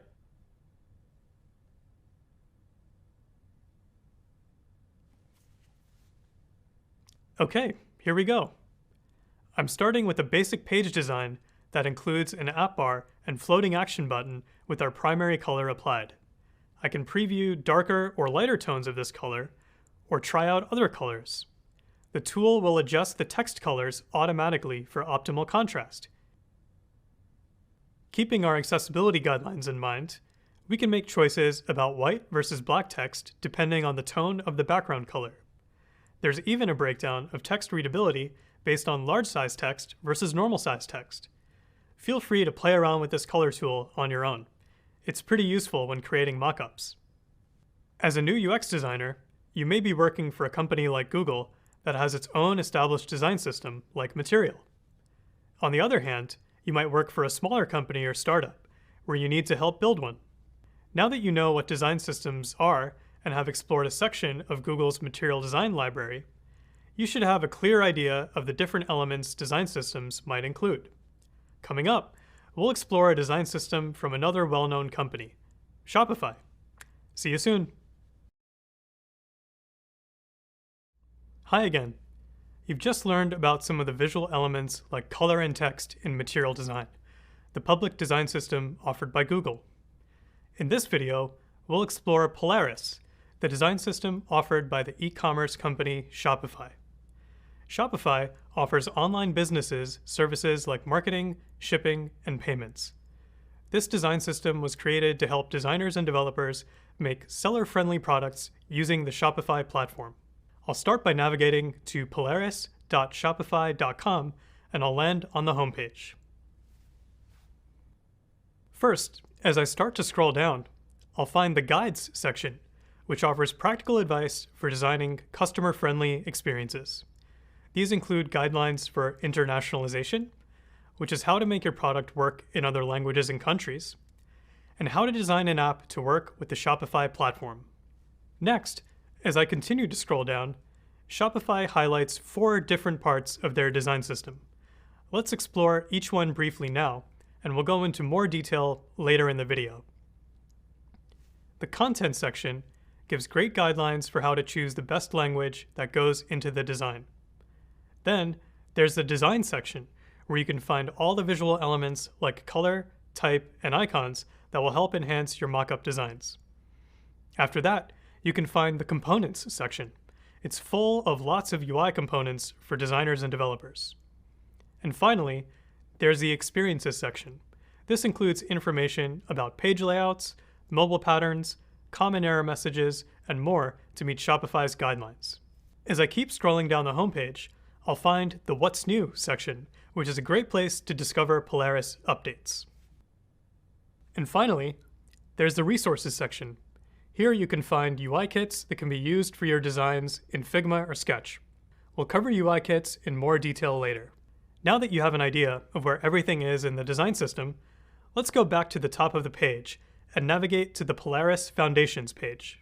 There's a sidebar divided into categories based on key elements to consider in your designs: accessibility, internationalization, information architecture, and mobile. Let's spend a little time in the information architecture section. As you learned earlier in the course, information architecture is about structuring the content in the design for the best user interaction. The information architecture guidelines include a definition of IA, why Shopify values IA, their information architecture principles, and more. Let's scroll back up and check out the Content section next. This section provides best practices for voice and tone, grammar and mechanics, and naming. There are a lot of helpful tips about content and writing, no matter what platform you're designing for. Then, in the Actionable Language section, there's information about the words we should use to guide users to take action in the most efficient way as they use a product. Okay, let's go back up to the top of the page and click on the Design section. Lots of the visual design elements we covered earlier are all here, like color, typography, and sounds. You can also explore some of the more technical elements like spacing and interaction states. So that's a quick tour of Shopify's design system, Polaris. Now you have 2 design systems that you can reference as you continue to build your own designs. There are many more popular design systems out there, so keep exploring. Coming up, we'll cover sticker sheets, which are a collection of different elements and components that go into your design system. Meet you there. Hi again. So far, you've learned about the basics of design systems. You also explored design systems from Google and Shopify that you can utilize for your own work. In this video, we'll explore sticker sheets, which are also known as design kits. Sticker sheets are a collection of elements and components that make up part of the design system. What exactly does that mean? Well, here's an example of a sticker sheet for the Dog Walker app.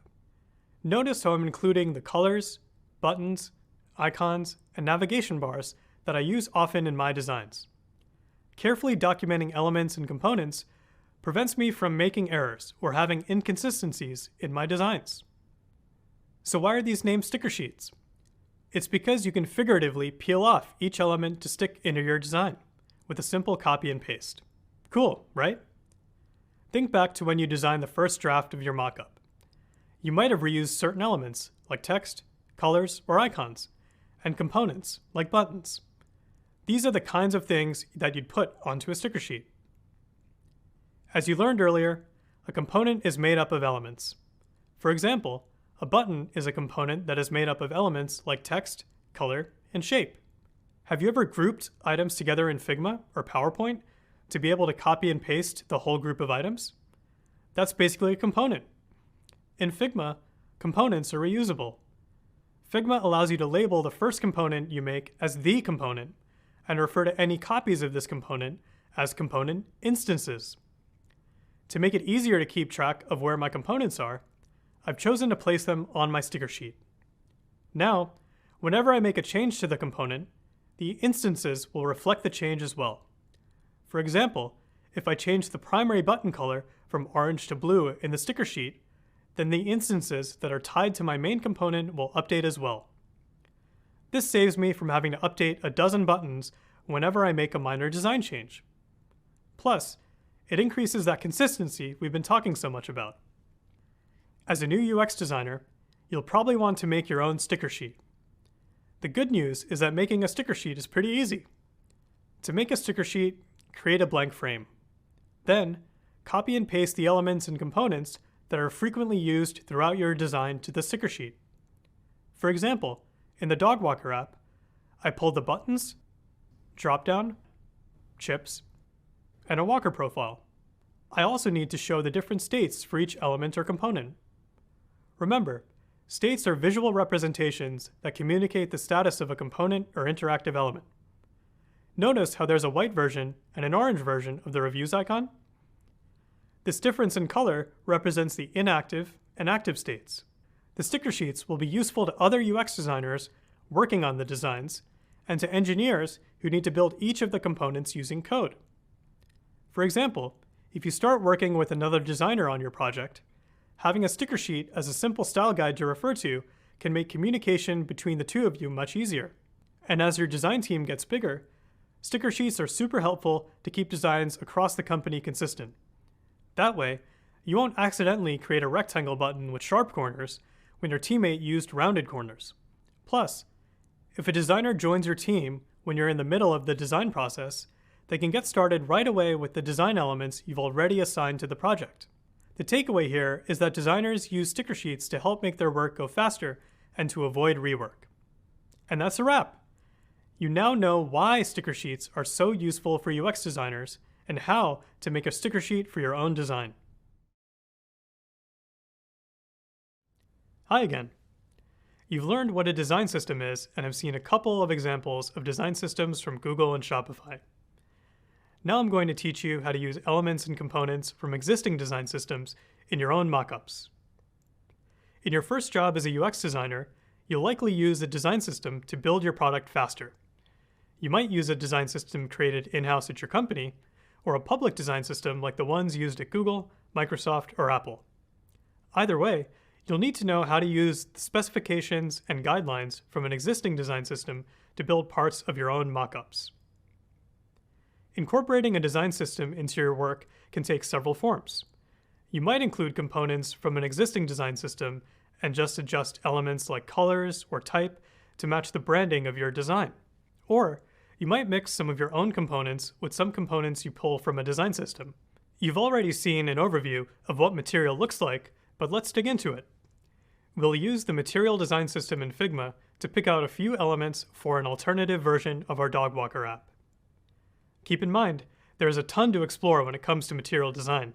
We could spend an entire course on this topic. But in this video, we'll just talk about a few select things to help you get started. I'm going to begin with the Material Design System's UI kit in Figma and start a new file using the kit. This kit will be linked in your course readings. All right, here we go.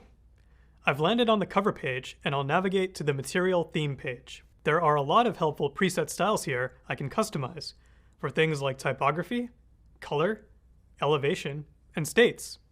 We've discussed typography and color before, but let me briefly explain elevation and states. Elevation is material design's system for adding layering or depth to your interface. The screen background is usually at 0 elevation, while a button might be at 4 elevation, so it appears to be lifting off of the screen. Important features like navigation and alerts have higher elevation, so they are visible to users. This is one of my favorite features of material design, so I really encourage you to read those guidelines. Next, we have states. States are visual representations that communicate the status of a component or interactive element. For example, in our dog walker app, imagine what a button would look like when a user taps or presses on it. We'll need to add states to communicate the status of the button to the user. Material components use a ripple overlay to provide the user feedback that they have successfully pressed on something interactive. There are many approaches to interaction states, and material design can be a helpful reference as you make your own decisions. Okay, that's it for the material theme page.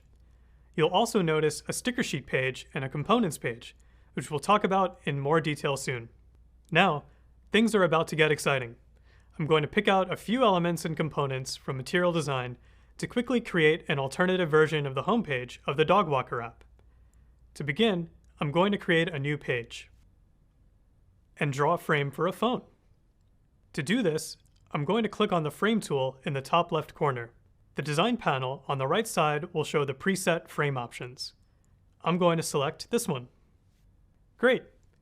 Now that I have my phone outline, I need to add a navigation bar to the top of the screen. So let's go to the sticker sheet page. I'm going to go to the app bar frame and I'll select this app bar. I'll copy it by pressing Ctrl and C or Command and C. Then I'm going to go back to my Material Design for New App page in the left sidebar. I'll press Ctrl and V or Command and V to paste it into our new mobile frame. Great! Seems like it automatically pasted into the middle of my frame. So I'm going to use the Align Top button on the right side panel to move to the top of the screen. Next, let's add a bottom navigation bar.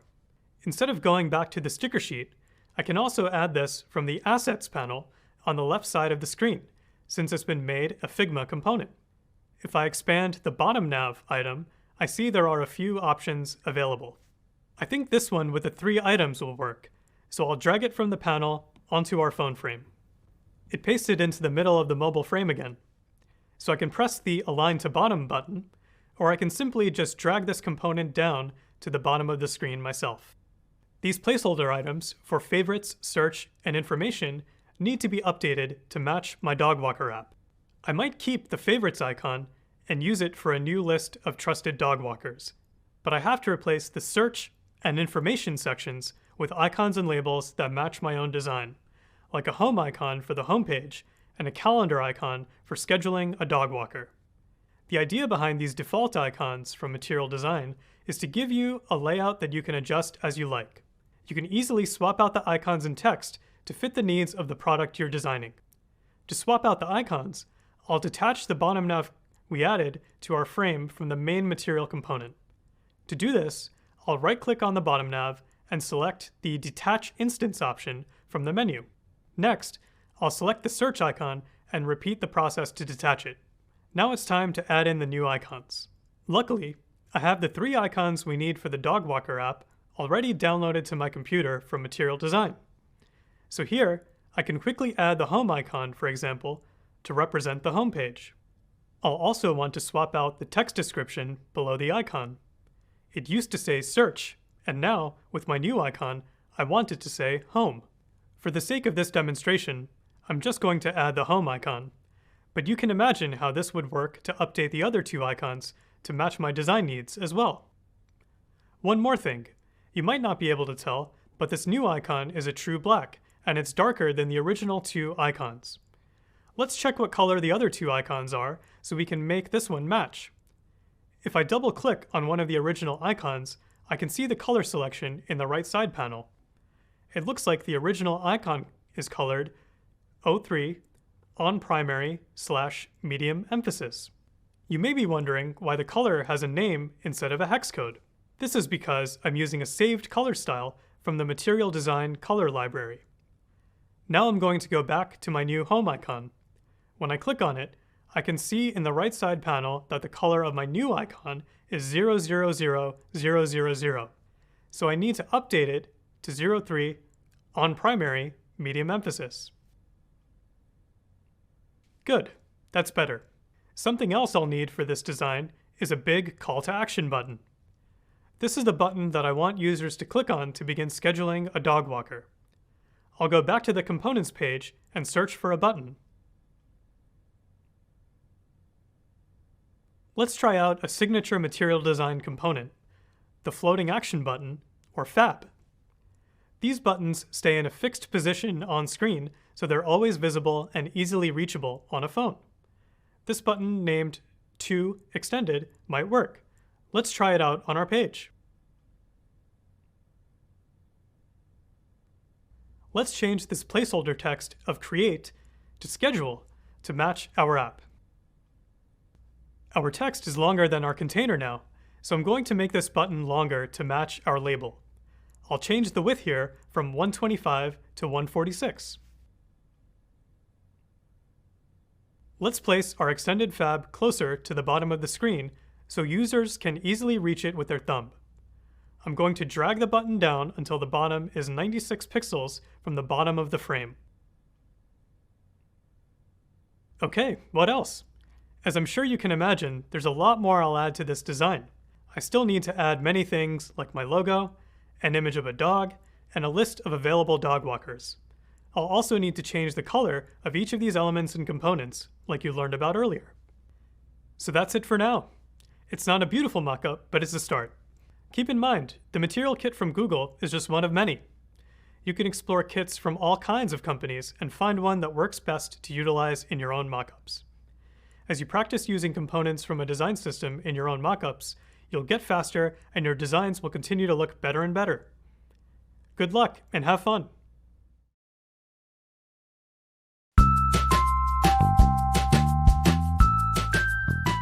Hi, I'm Shabi. I'm an interaction designer at Google. I design digital experiences for people just like you by understanding your needs and people with disabilities. Because I work in design systems, I work at the component level, so I really have to understand how people with disabilities interact with buttons and other features within your interface. And in order to do that, you really have to understand the assistive technologies that they're using and actually engage with people who have disabilities. Assistive technology really helps augment one's ability by creating an interaction between your interface and then the technology that they're using. So to ground this a bit, there's something called a screen reader, which typically helps someone who has limited vision. And what it will do is read aloud the content on the screen. And this could be also reading aloud the different types of interactive elements. When someone is using a screen reader, they might hear cancel button, and that'll help them understand the purpose or role of that interactive element. The advice I'd give someone who's interested in designing for accessibility is to reach out to your local communities. There are tons of independent living facilities. You have friends and family who may or may not have a disability. And it's really about getting the conversation going and showing that you care by putting yourself out there. And that's exactly what I did when I was still learning and trying to create my own projects for people with disabilities.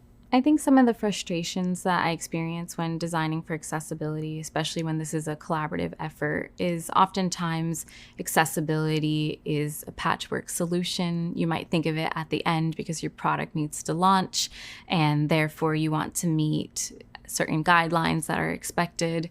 However, it shouldn't be that way. You should be considering people with disabilities up front, because oftentimes when you design with them first, you extend that solution to a lot more people. Accessibility is important because it creates an equitable experience for one who would normally not have one. You did it! You've completed another part of the course. How does it feel?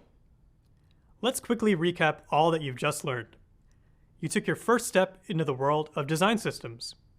You also learned about the benefits of using a design system, like creating consistency for designers and users, reinforcing a company's brand identity, and saving time and money.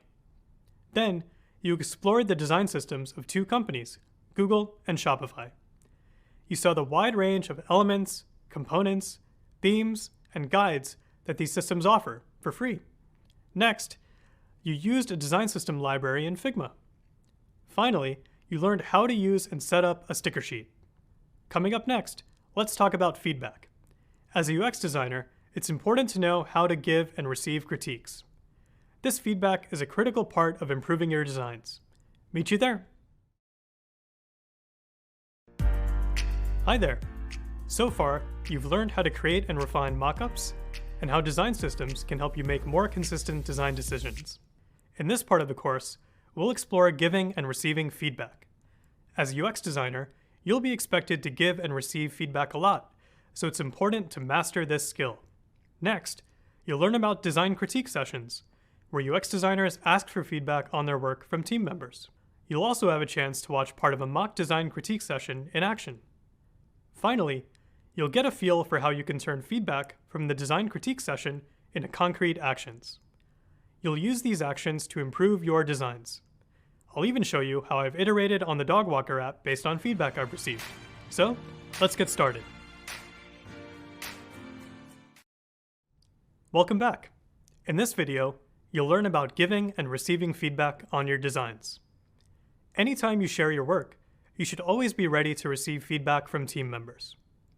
Feedback means asking for or receiving ideas about what is or isn't working.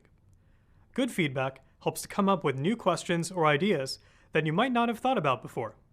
This can help you find ways to improve your work. Earlier in the certificate program, you learned about self-reflection. It's important for UX designers to understand their personal values and any biases they might have because of the influence it can have on your designs. In the same way, it's a good idea to reflect on how much feedback you are giving and receiving at each stage of a project. You might ask yourself, am I comfortable sharing my opinions about another designer's project? And, am I checking in regularly with team members to get feedback on my designs? If the answer is yes to both of these questions, then you're off to a great start. There's lots of advantages to asking for design feedback regularly. First, feedback helps you improve your designs and become a better designer. Your teammates can offer ideas or suggestions that you might not have considered before. Second, feedback can build your confidence and skills. Getting continual feedback helps build your confidence because you'll recognize how you've improved over time. And the more feedback you get, the more you will improve your skills. Finally, feedback helps broaden your perspective as a designer. Ideally, you'll work with people with different sets of skills and backgrounds, and they will be able to identify opportunities for you to improve your design that you may have missed. Receiving feedback from a diverse audience is the goal, because our personal biases inform what we create. New perspectives can help mitigate bias in your design and offer additional ways to solve for challenges. It can also help you consider experiences unique to users other than those you initially imagined. I like to think of feedback as a gift, because it helps me think more deeply and broadly about my designs. Of course, receiving feedback about your work can be difficult at times. But it's a critical part of the design iteration process. Keep in mind, you won't always be the one receiving feedback. Sometimes you give the feedback. And giving feedback can also be difficult. Let me share a few tips on how to give great feedback as a UX designer. First, when giving feedback, it should be adjusted for each situation. Think about the role of the person you're giving feedback to, whether they're an engineer, project manager, or fellow designer. You should also think about the experience level of the person you're giving feedback to, whether they're a fellow newbie like you or more senior. Second, you should have a reason to support your feedback. For example, if you give feedback about a specific part of a project that you feel isn't working, you should be ready to explain why you think it isn't working. Broad feedback such as, "I don't like the color you chose," is not helpful. On the other hand, if you share, "I don't like the color you chose because it's not accessible," then you're explaining your reasoning and providing the designer an actionable improvement. Third, you should describe problems with the design, not offer solutions. As a designer, it may be tempting to provide advice on how you think the design should look or feel. But put yourself in the other person's shoes. Would you want another designer telling you how to fix things? Or would you want an opportunity to take their feedback, process it, and come up with your own solutions to the problems? These 3 suggestions are just the beginning. You can learn many more tips for giving feedback in the course reading. One more thing, before you go off into the real world and have to give and receive feedback. Let me tell you a little bit about my own journey with feedback in my career. The first time I received design critiques was in architecture school. Often, I felt defensive and uncomfortable when I had to present my work to professors or peers. I also felt frustrated when I'd incorporate their feedback only to have my decisions questioned again in the next round of feedback. With practice, time, and reflection, I started to value the critiques and understand that I didn't always have to follow all the feedback or advice. Most importantly, I became more confident in my own design decisions. In my current role as an interaction designer, I asked for feedback early in the process and as often as possible. Feedback has helped me learn from colleagues and improve my work over time. I hope feedback will do the same for you. As you might have noticed, in the world of UX design, we give a lot of feedback. Coming up, we'll discuss a method of giving feedback frequently used in UX design called design critiques. Hello. Last time, we explored how feedback offers fresh perspectives that can help you improve your designs. Now, let's discuss a common type of feedback activity for UX designers. It's called a design critique session. A design critique session is a planned period of time where UX designers present their work to team members and listen to feedback. Design critiques are also a great opportunity for you to practice giving feedback to other team members. These sessions are a chance for many people to come together to exchange ideas and make a collective choice on a design direction, in person or remotely. When you hear the phrase design critique session, you might picture yourself showing up in front of a group of people and waiting to receive comments about your performance. You might even imagine defending yourself from an army of team members. Fortunately, that's not the case. If design critique sessions are planned with clear objectives and good preparation, they can be very useful. Plus, they can even improve the ways you and your team work together in the future. So, what does a crit session look like in the real world? Let's start with the participants. In a design critique, participants can play one of 3 main roles: facilitator, presenter, or reviewer. First, there's the facilitator. Their job is to run the crit session and guide the process. They might also monitor the time and make sure that the objectives are being followed. On top of that, they'll make sure that everyone's voice is included and that there's enough time for all ideas to be shared. Keep in mind, not every design critique needs to be run by a facilitator. The second role is the presenter. This is the designer who is sharing their work with others in the session. If you're the presenter, you need to prepare beforehand, be actively engaged, and be ready to ask questions for clarification after feedback is given. The final role is the reviewer or critic. The reviewer gives feedback about the design and offers clear actions to take. There is usually more than one reviewer in a design critique. At some point in your UX design career, you'll have an opportunity to be in each of these roles. That's why it's important to know how all 3 of the roles work together during a design critique. One more thing. There might sometimes be a 4th role, a note taker. This person can capture all of the ideas and feedback from the reviewers so that the presenter can stay fully present and focused. So, how do these roles work together in a crit session? There's not one right way, and a design critique session can follow lots of different structures. To give you an idea, here is one structure that a design critique session might follow. First, the facilitator provides an overview of the design critique session and defines the objectives. The objectives tell the participants the goals of the design critique. Ideally, objectives are specific and time-bound. For example, the objective of a design critique session might be to get initial feedback on the mockups for the booking process in our dog walker app. Next, the presenter shares their design work. As they present their designs, reviewers begin to jot down their feedback in the form of questions, ideas, likes, or challenges. After that, the facilitator lets the reviewers take turns explaining their feedback. At this time, the presenter can ask clarifying questions and thoughtfully respond to the feedback. Finally, the facilitator wraps up the crit session. Part of the wrap-up includes the facilitator asking any questions tied to the objectives that may not have already been covered.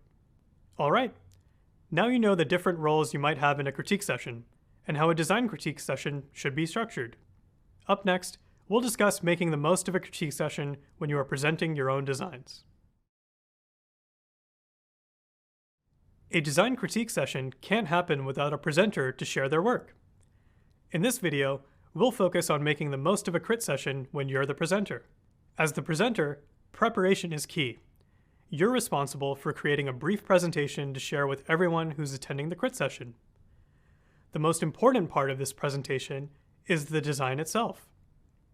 When you prepare your presentation for the design critique session, you should be ready to discuss the thinking behind any of your design decisions. It can be helpful to focus on these 5 questions. Who are you designing for? What problem are you trying to solve? How are your designs solving or not solving these problems? Where in the design process are you? And what aspects of your designs are you seeking feedback on? Thinking critically about these questions will help you remember the most important aspects of your design to focus on when presenting. These questions will also help the reviewers stay focused on the areas that you need feedback on. One more thing you need to keep in mind as you prepare to present. You need to provide reviewers with enough information to give feedback on. You also need to keep in mind how long the session will be and if the reviewers will have enough time to understand your designs. If you have a complex prototype, you may want to send it to reviewers in advance of the session. Okay, so you're fully prepared for the presentation. Now, it's time for the crit session itself.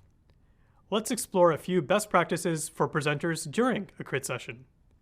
First, take in the feedback and decide if you want to ask for clarification or respond. You'll also have time after the session to think about how and when to take action based on the feedback you received. Second, it's important to focus on active listening. It's not easy to hear comments about things that we're not doing right. You might even become defensive or want to give an explanation. Instead, you should focus on listening and asking questions to help better understand the reviewer's point of view. Finally, you should be ready to take action on the feedback after the session. In most design critique sessions, there can be multiple reviewers and multiple parts of your design that they're critiquing. So be prepared to receive lots of comments. After you have a chance to think about all of the feedback you've received, you can decide if your design will stay the course or change direction. Think of your work as a boat, and you're the captain. In a design critique session, the feedback helps you understand if the boat's moving in the right direction, or if you need to change direction in small or big ways. As a new designer, critique sessions helped me identify different perspectives to consider design problems from. They also helped me learn new skills and develop my own critical eye for design. Regular feedback is a key part of every designer's process. Feedback has helped me improve my work, as well as my personal skills. Okay, you now understand how a design critique session works and the role the presenter plays. Let's keep learning about critique sessions.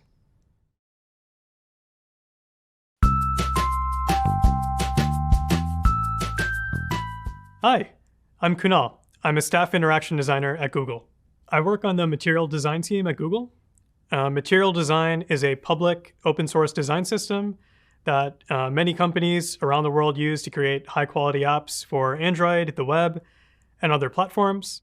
I've played a number of roles on the team. So I started out kind of working on our core design guidelines and system, helping define and provide guidance for the components that people use every day to design and build high quality apps. Right now, I lead design for our public website, material.io, which is where you can find all the information and resources about our design system that you need to get started. A critique session is basically just you presenting your work to peers for feedback. So think about like when you go shopping and you want to show off an outfit to friends, if you're considering buying it or not, and they may have some feedback for you like, nah, that doesn't really look that good, or, oh yeah, that looks really good on you. It's just that same kind of idea, but with your design work instead. You're just presenting it, explaining what you like about it, what you don't like about it, what you might have questions on, and then getting feedback from your peers about what they think, what is or isn't working. Critiques are important because they give you a chance to really improve upon the work. It's easy to get lost in the specific assignment you've been given and maybe lose focus on what goals you're trying to reach and maybe how your work fits into a broader journey, whether you're working on a feature that's part of a larger product or you're not considering what the rest of a user's day or task might look like. Other people coming in can help bring that fresh perspective to you and make sure you're not getting too stuck in the details of your own work. In a critique session, there's not really a distinction between being entry level or senior. At some point, everyone is going to have work that they want to put in front of their peers for feedback. So you're going to be expected to play the same roles as a presenter or as a reviewer, and just be thoughtful about how you're presenting and how you're giving feedback. As a presenter, one of the hardest things to do in a critique is keep people focused on the specific things you want feedback on. Oftentimes, people will want to start reviewing other parts of the designs, other parts of the product. It's easy for discussions to kind of go off the rails. So as much as possible, I try to keep the discussion focused on the task at hand. When I'm a reviewer, before I give someone feedback, I always want to make sure I have a way to connect it to some broader point. I want to provide the right framing for my feedback. So I always want to make sure that I'm not leaving someone with just my subjective opinion, but even if I have a subjective opinion, I'm attaching it to something that they can find useful to anchor to. When you're talking about what makes the work better, part of what you're doing is also talking about what can make you better as a designer. You can learn from the types of feedback you're receiving about things to maybe improve upon in the future, things you can start looking for on your own. So all those details that came up in a critique session, I internalized and thought about how to apply to my own process. Crits have been a big part of how I've grown as a designer. Welcome back. We're moments away from checking out an example of a crit session in action. A standard design critique session is at least 30 minutes, and the designer usually spends 5 to 10 of those minutes presenting. But keep in mind, the session length will depend on the amount of feedback requested and the number of reviewers involved. We don't have time to share a full crit session with you, so the upcoming video is just a snapshot of what usually happens. In the mock crit session, I'll play the role of the presenter, sharing some of the mockups for the dog walker app with 2 colleagues, who are the reviewers. There will also be a facilitator guiding the flow of the interaction. While you've been working on your mockups throughout this course, so have I. The mockups I'll present in the design critique session are my current iteration of the dog walker app. As the presenter, I'll ask for feedback on 2 parts of this design: the scheduling flow and the call to action buttons. Remember, call to action buttons are elements in a design that tell the user to take action. In the dog walker app, the call to action buttons are labeled things like book appointment and next.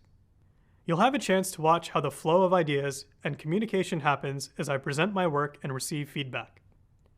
As you watch, take note of how I, as the presenter, respond to the feedback I'm receiving. Ask yourself, is the presenter actively listening? Is the presenter taking notes? What types of follow-up questions is the presenter asking? You should also focus on the way that reviewers share their feedback and opinions. Ask yourself, do the reviewers share the reasoning behind their feedback? Do the reviewers focus on problems with the design instead of offering solutions? Do the reviewers connect their feedback to the objectives of the design critique session? With these questions in mind, let's join the crit session. Meet you there. Hi, everyone. Thanks for joining the design critique today. I'm Michael, and today Kunal is presenting his designs for the Dog Walker app, and he has some questions about the core flow. For the reviewers, please feel free to take notes while Kunal is presenting, and please save your questions until the end of the presentation. Go ahead, Kunal. Thanks, Michael. I'd like to present the current state to you all and get your feedback, especially about the call to action buttons and scheduling flow. So let's start going through the scheduling flow. Here on the home screen, the main call to action is to book an appointment. I thought about placing it inside the hero, but I like the idea of having the button divide that space from the nearby dog walkers. Tapping the button opens up the scheduling flow. And to make it clear to users that there's a sequence of steps to go through, I've added a stepper or progress tracker with 3 icons across the top of the screen. Also, I wanted large, rounded call to action buttons on every page of the app. I tried to keep that style consistent for all of the buttons. Okay, back to the scheduling flow. The first step is to set up the appointment details. There's a number of things to input here, like the date, time, and duration, as well as selecting which dogs are being walked. For the UI design, I chose a carousel menu that the user can scroll through to decide the date, time, and length of the walk for their dog. I've also added an option to make this a recurring appointment, but I'm still working through designing the screens for that step. You can probably tell that I chose the same rounded buttons with the same orange color to book appointments, advance to the next screen while booking, and finally to book the appointment. I also made the choice to have the date, dog walker, and confirm icons in the same color too. As each one of these steps is completed, that icon turns to orange in a circle. These are the steps of the user journey within the app so far. Thank you. Thank you, Kunal, for presenting your designs. Shabi and Salvador, do you guys have any questions? Thank you, Kunal. My first thought is that I like the flow of the pages, and I noticed that there's an option for choosing recurring sessions. But in the second panel, are we using language that appeals to the most users? How about something like which dog is being walked instead of who is going for a walk? I agree. And what if the user has more than one dog, but those dogs have separate walking schedules? I know that my dog Ranger is not very social, so I would like to have him go for a walk alone instead of with other dogs. Is this a feature that we can build into the app? It seems like at this point, the app only serves one type of user. Thank you. Those are great questions and suggestions. I'll explore some different copy options and check with the team about requesting walks for solo dogs. But like you said, I'm not sure the app supports that feature right now. Oh, and one more thing. I noticed the scheduling step lists multiple dogs, and some of the language seems to imply this too. For example, the homepage uses the phrase, "we can take them for a walk." So I'm wondering how a single dog view could be incorporated into the app design.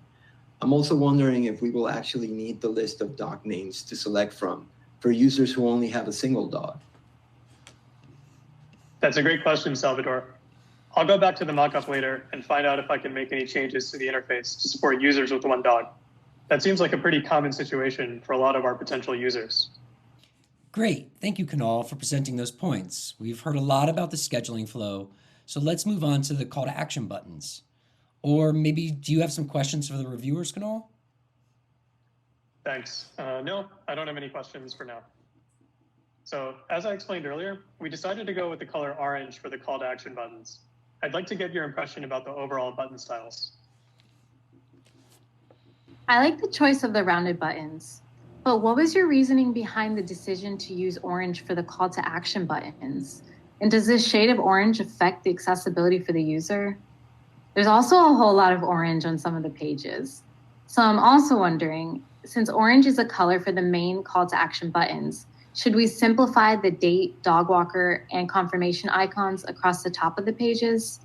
Maybe you could change the color of those to gray or something more neutral instead of orange. Good questions. I chose a medium shade of orange based on the color guide set up in the design system. In terms of accessibility, I will have to investigate the color contrast. I'll be sure to make any necessary changes to the color palette to make it accessible for all users. Thank you, Kunal. Any other questions before we go on?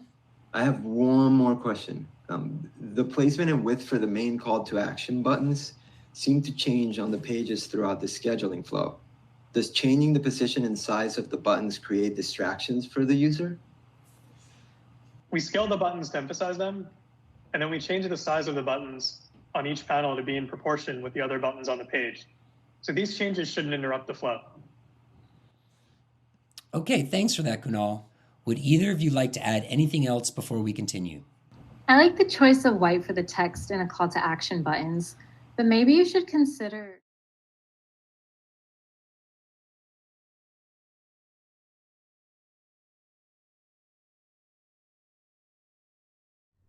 Welcome back. You just watched part of a design critique session. What did you think? I hope you're able to learn how UX designers, like me, present work and receive feedback. You also got a chance to observe how reviewers provide feedback in this critique session format.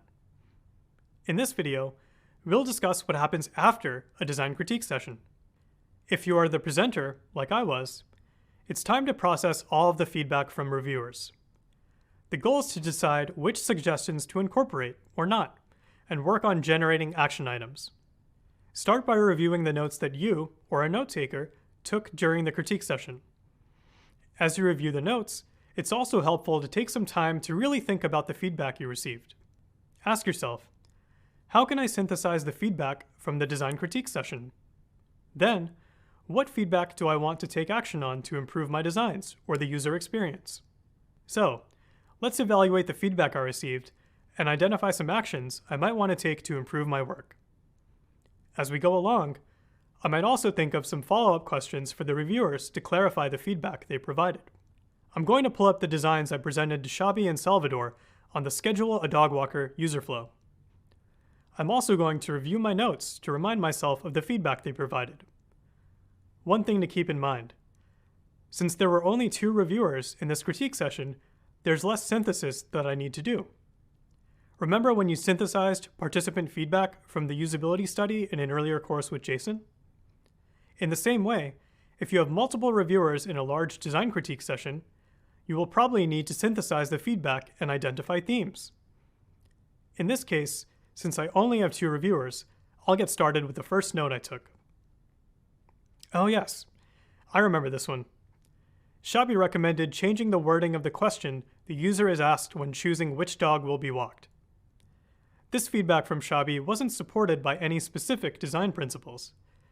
Shabi also didn't explain how changing this question would impact the user experience or the functionality of the app. With this in mind, I'm going to interpret this piece of feedback as a suggestion that's nice to have, but not something I must fix. So for this piece of feedback, I'm going to say there's no action needed. Now, let's move on to the next piece of feedback in my notes. This one's from Salvador about the same part of the design. Salvador shared a useful perspective about users who have dogs with different walking schedules or need to go for a walk alone. To figure out if I should implement this suggestion, I'll need to talk to the product manager and my teammate in operations. Their insights about whether or not this option is practical will help guide any iterations of the design. Keep in mind, this happens a lot during critique sessions. You might get feedback that impacts more than just the design. So, the action item here is to email the product manager I work with in order to set up a meeting and determine if this is a change we want to implement. On to the next one. Salvador asked what the experience would entail if the user has only one dog. Salvador's question is useful because it's user-centered and aimed at creating options for a possible solution. We expect the app to support users with 1 or more dogs, so I probably need to create more screens to understand the user flow for single dog owners. I'll take an action item to create more screens for the dog selection part of the user flow. Okay, Let's go on to the next point I recorded during the critique session. Salvador asked about the different sizes of the call to action buttons. I'll use this as an opportunity to check the size specifications of my mockups in Figma. In this case, there are two actions I need to take. First, I want to check all of my mockups to make sure the buttons are the same height and width.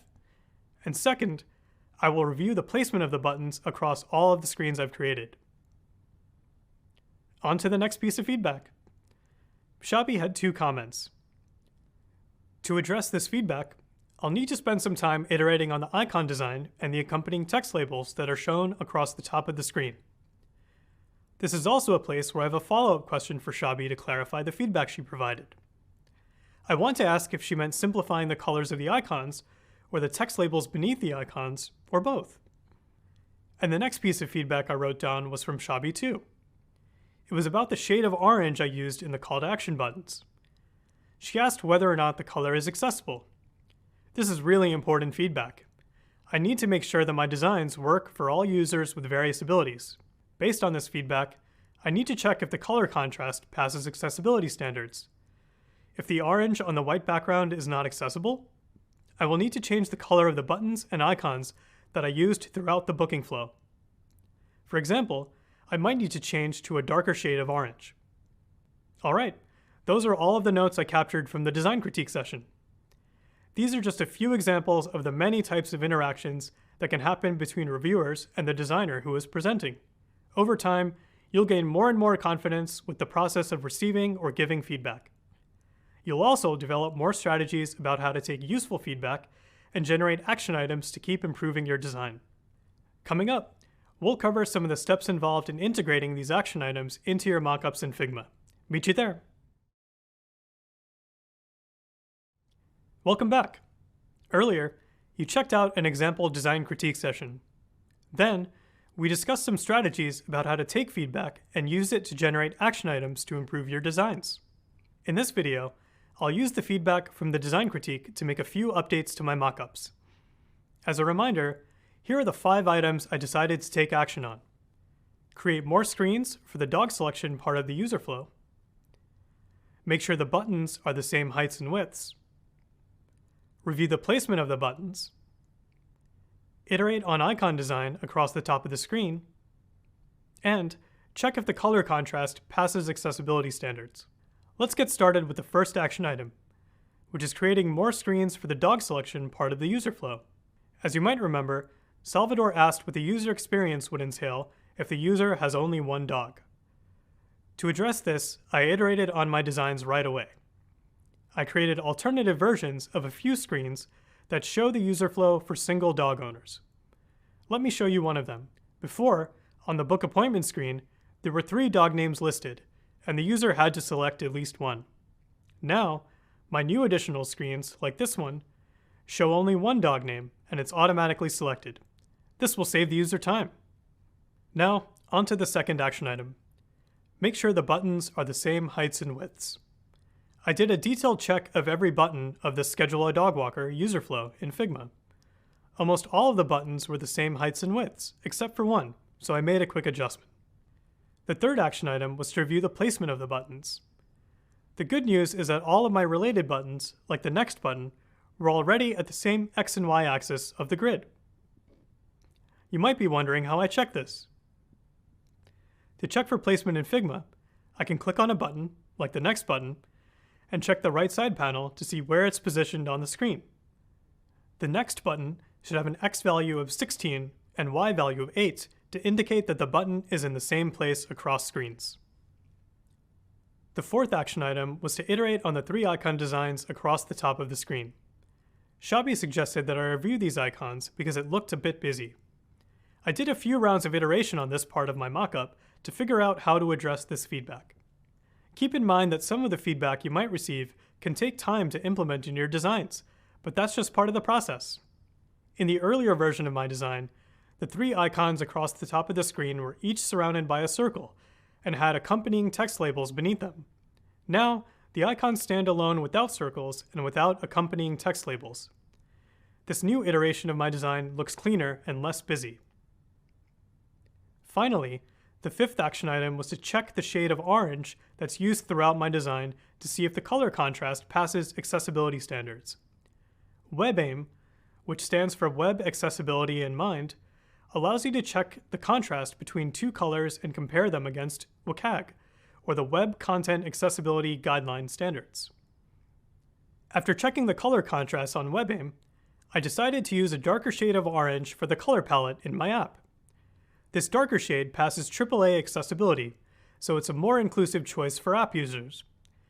The suggested hex value for the updated orange is D53E0B. I'll make this change to the buttons in all screens of my mockup. For example, you can see the change in the color from a lighter shade of orange to a darker shade on the buttons here. I'll also change the color to this darker shade of orange in my sticker sheet. To save myself time in the future, I'll update the color of the buttons, icons, the review stars, and text. Here's a pro tip. You don't need to change the color of each button individually. If you hold and drag your cursor to select all of the buttons and icons in the sticker sheet, you can simply change the color in the right side panel. Look for the header called Selection Colors and edit your style color. Okay, we've made it through the 5 action items from the design critique session feedback. And with that, you've learned how to take feedback from a design critique session and use it to make practical changes to your designs in Figma. Now it's your turn to iterate on your own mockups based on feedback. Hello again. You've just finished learning all about design critique sessions. You should now understand how feedback is a powerful tool for gaining insights about your designs at different stages of a project, and how feedback can help you continue to iterate on your designs. As a UX designer, one common way to give and receive feedback is through a design critique session. You watched one in action where you saw me receive feedback on my designs for the Dog Walker app. The more practice you have with design critiques, the more comfortable you'll be with the process of receiving critiques on your own designs and offering your opinion about someone else's designs. Finally, you learned how to turn feedback from a design critique session into concrete actions. You even got feedback about your own designs and took actions to make improvements. Coming up, we'll explore the steps to create high-fidelity prototypes and add elements like gesture and motion to your designs. Let's keep iterating on our designs together. Hi everyone, and welcome back. So far, you've learned about visual design elements and principles, explored design systems, and iterated on your mockups. You've been working hard in each stage of the design process up until this point, and it's time to move even closer to your final designs. This part of the course is all about high-fidelity prototypes. I'll start by defining high-fidelity prototypes, and we'll create a high-fidelity prototype in Figma. Following 6 steps, we'll turn the mockups you've been working on into prototypes that are ready for testing. In addition, we'll explore 2 new concepts, gestures and motion, which can help enrich the user experience and increase usability. Finally, Shabi will share a few things to keep in mind to ensure your designs are accessible when it comes to gestures and motion. I hope you're feeling energized because all of your work is coming together and you're moving closer to a final product. So let's get started. Hello. You've spent most of this course building your mockups, and now it's time to turn them into a high-fidelity prototype. As you learned earlier in this certificate program, a prototype is an early model of a product that demonstrates functionality. So what's the difference between low-fidelity and high-fidelity prototypes? Low-fidelity prototypes are interactive versions of designs that use content placeholders. On the other hand, high-fidelity prototypes are detailed, interactive versions of designs that closely match the look and feel of the final product. Essentially, a high-fidelity prototype takes the design work you've already done in the mockups and makes it interactive. Remember that mockups focus on visual design, but prototypes focus on functionality. A high-fidelity prototype must have these 3 pieces: visual elements, like color, images, icons, and typography; navigation, to help users move between screens; and interaction, like gestures and motion, which make the prototype function. First, you'll need to finalize all of the visual elements within the prototype. Basically, this means confirming any written content, illustrations, graphics, and external links that will be part of the final product. In an ideal world, you'll coordinate with other members of your team to make sure you have realistic pieces of content to include in your high-fidelity prototype. But in the real world, you might need to design with placeholders if something isn't ready. Think about this screen of the Dog Walker app. On the left, the low-fidelity prototype used lines as placeholders for names. You might also use placeholder text like first name, last name, or Dog Walker A in a low-fidelity prototype. On the right, the high-fidelity prototype includes actual names and descriptions instead of placeholders. The goal is to have realistic names and profile photos to simulate the real app experience. The second part of high-fidelity prototypes that you'll need to finalize is the navigation for the user flow you want to test. Your low-fidelity prototypes should have already taken into account the critical user journey, also known as the main user flow. Navigation is important because it helps users explore and enjoy your product. Without a good navigation system in place, users will struggle or even stop using your product. So, check that you have the right buttons or icons on each screen, like back arrows and X's, to allow navigation to happen. When checking the navigation in a high-fidelity prototype, ask yourself these questions. How does a user get from one screen to the next? How easy is it to locate navigation-related icons, like back arrows? And at what point does a user journey end? Finally, a high-fidelity prototype needs interactivity. Remember how you connected each screen of the low-fidelity prototype? Now, you need to add interaction between each screen again, using your new high-fidelity designs. As a reminder, interactivity makes the prototype function. Let's revisit how to make something interactive in Figma, also known as making a connection. To create a connection, first select the item you want to be the hotspot. This is where the user's interaction will take place. You can create a hotspot on anything, like a button, icon, or heading. Second, make the connection. This is the arrow, or noodle, that connects the hotspot to the destination. You can make a connection by clicking the little blue plus sign inside the circle. Finally, indicate the destination. This is where a connection ends. Remember, the destination has to be a frame or screen. It cannot be an item within the frame. Once you have these connections, you can add the interaction and animation. Interaction and animation includes things like gestures and motion. We'll focus on gestures and motion in this part of the course, so stay tuned for more. Okay, you're starting to understand everything that goes into a high-fidelity prototype, so it's time to learn how to create one yourself. Coming up, we'll start working on a high-fidelity prototype in Figma. Let's get going. Welcome back. There are 6 steps to create a high-fidelity prototype in Figma. Those 6 steps are: lay out the mockups, connect the screens, add interaction details, adjust the animation, complete for all screens, and share your work. In this video, we'll focus on the first 2. We'll cover the other 4 later. Before we get started, I'm going to open up Figma so you can follow along with each step. Here's a quick pro tip. You can create your high-fidelity prototype inside of the same file as all of your existing designs, like your wireframes and mockups. I'll simply create a new page.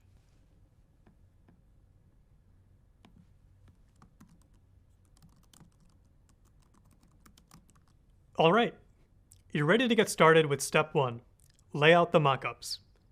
First, I'm going to copy and paste my mockups into the Hi-Fi prototype page.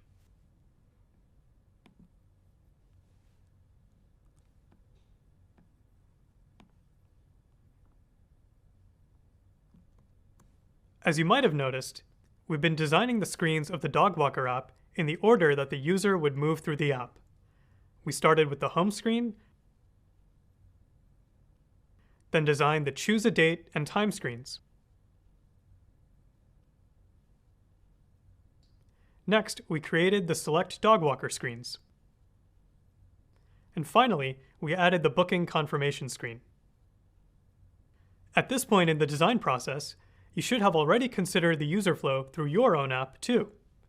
If you haven't ordered your screens based on the user flow, take time now to do so. All right, you're now ready for step 2, which is connecting the screens.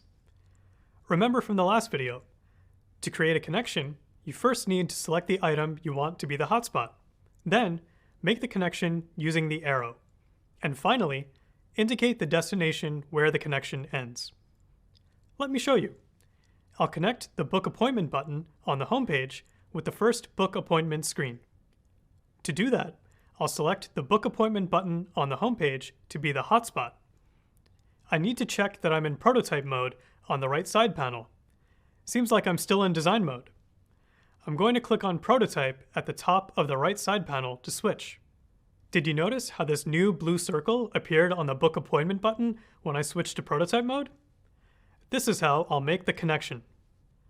When I hover over the blue circle, I get this plus sign in the middle of the right side of the button. We call the blue circle with the plus sign a prototype node, or just a node for short. When I click on the node and drag, an arrow appears. I drag the arrow from the Book Appointment button on the homepage to the frame I want to connect to, which is the first Book Appointment screen. This will be the destination. Keep in mind that the first connection you make will be the starting frame for your prototype. This is why it's important to have your screens laid out in the order of the user flow, and for the first connection you make to be the first action you'd want a user to take in your prototype. From here, I'll continue to work my way through the rest of the screens in my app, making additional connections. All right, we've covered the first two steps to create a hi-fi prototype in Figma.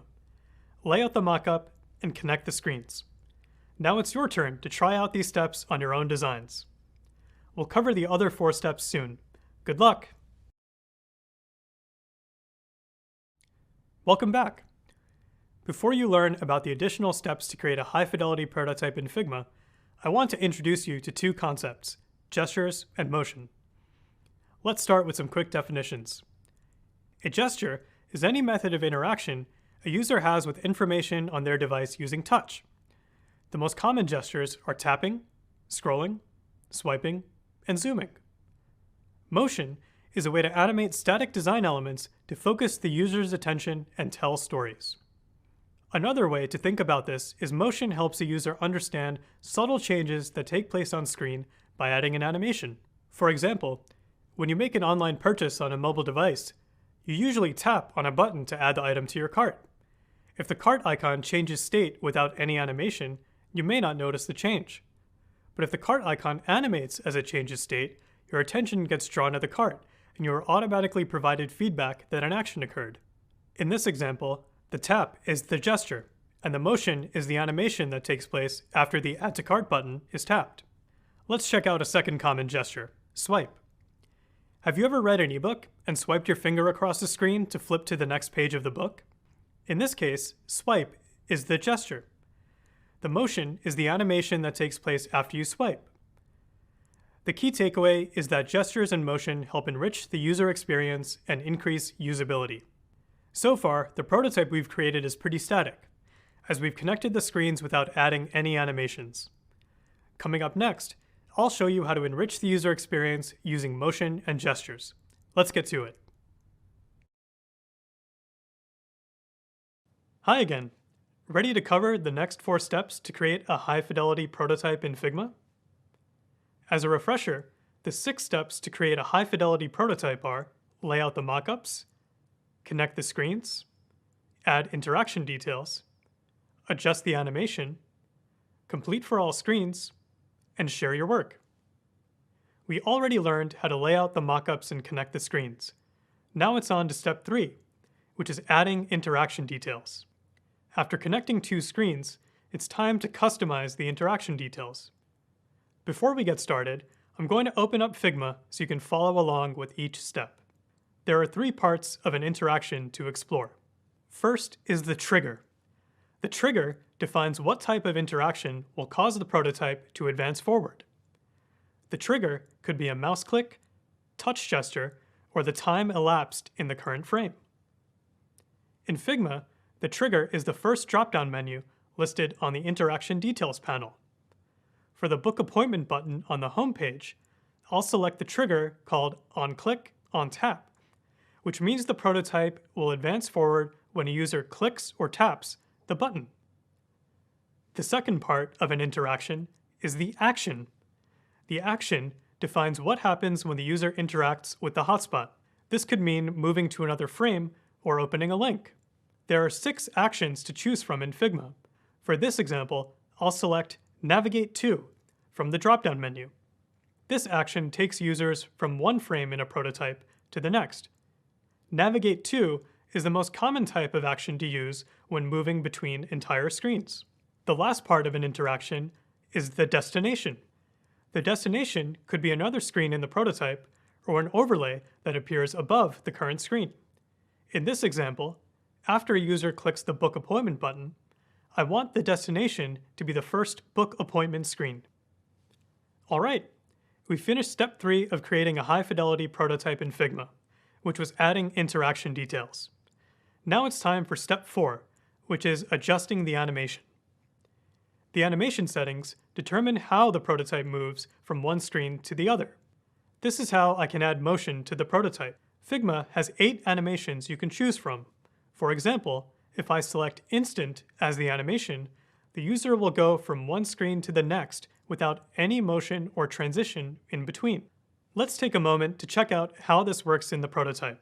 First, I'll hit the Present icon next to the Share button in the top right of Figma. That will open up a new tab. If I click on the Book Appointment button in the homepage of the prototype, our app will instantly move to the first Book Appointment screen. Now that I've seen this animation in action, I'm not sure that I like the instant animation because it feels jarring. So let me try changing this animation to slide in instead. For this animation, I also need to select the direction that the page will slide in from. I'll select the up arrow because I want the page to slide in from the bottom of the screen up toward the top of the screen. The arrow points in the direction that the screen will slide. Then I'll test it out again. I'll hit the Present button one more time and see how the slide in animation looks. Great! I like the slide in animation because it's smoother and more natural. One more thing. Gestures in motion can really help users with wayfinding. I've just shown you how to make the Book Appointment screen open. Now I need to add the motion that will happen when a user closes this screen in order to return to the homepage. I want these two motions to feel similar so that it's easy for users to navigate through the app. To go back to the home screen, users will tap the X in the upper right corner of the Book Appointment screen. I'll start by connecting the X to the homepage. I'll click the X, select the node, and drag the arrow to the left to connect it to the homepage. Great! The interaction detail panel has popped up. I'll keep the trigger as onClick, onTap. Instead, I'll focus on the animation. When the user closes the Book Appointment screen, I want the animation to be the opposite of when the user opens the screen. So I'll select Slide Out instead of Slide In, and the down arrow instead of the up arrow. Let me test my prototype one more time using the Present button. I'll click the Book Appointment button, and the second screen slides up. Then, if I click the X to return to the homepage, the screen slides down. You will probably play around with your prototype in Figma like this quite a bit. You'll test out lots of options for interactions and animations until you land on the one that looks and feels right to you. This is part of the fun in the prototyping process. And with that, I've added gesture and motion to the high-fidelity prototype. I will continue adding gestures and motion for each screen of the prototype, just like I did for this screen, in order to finish the user flow. Once I've finished creating all of the interactions and my prototype is looking good, I can share my work with others. Let me show you. If I click on the Share button in the top right of the screen, I can select people to view or edit my file in Figma. All right, that's it. You now know the basics of how to create a high-fidelity prototype in Figma. It's your turn to transform your mockups into a high-fidelity prototype for your own project. Hello again, it's me, Shabi. I'm back to share some more tips about making your designs accessible. Adding motion to designs brings up new considerations to make sure your products are accessible to all users. In this video, we'll explore a few things to keep in mind to ensure your designs are accessible when it comes to gestures and motion. First, you should always provide alternative options to using gestures. Gestures are a specific action that many groups of people might not be able to use. For example, some users might not have complete control of their hands or be able to see the screen, which can make some gestures difficult. The best accessibility principle to follow is to make sure that a gesture is not the only way to complete a task. A gesture should just be one option. For example, in Gmail, you can swipe left to archive an email, but that isn't the only way to get rid of an email. You can also select the archive button. Second, think critically about the speed and duration of motion in your designs. Very fast motion can be disturbing and alarming to people.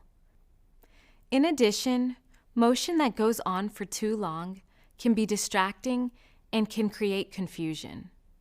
The World Wide Web Consortium, also called W3C, recommends that animations are under 5 seconds long in order to be accessible. In Figma, you'll time motion by the millisecond. This means your transitions and other motion should be between 150 and 500 milliseconds. Finally, give users the ability to turn off a motion. As you step into the world of UX design, it's important to design for users by ensuring that the motion in your designs is accessible. For example, looping motion has become popular recently, especially with GIFs or autoplay. But looping motion can be distracting, so you should provide users with the option to make motion loop or not. YouTube follows this practice by allowing users to toggle autoplay on or off. You should work with your product and engineering counterparts to ensure this option is included. With these 3 considerations in mind, you'll be well on your way to ensuring that your designs are inclusive to all users.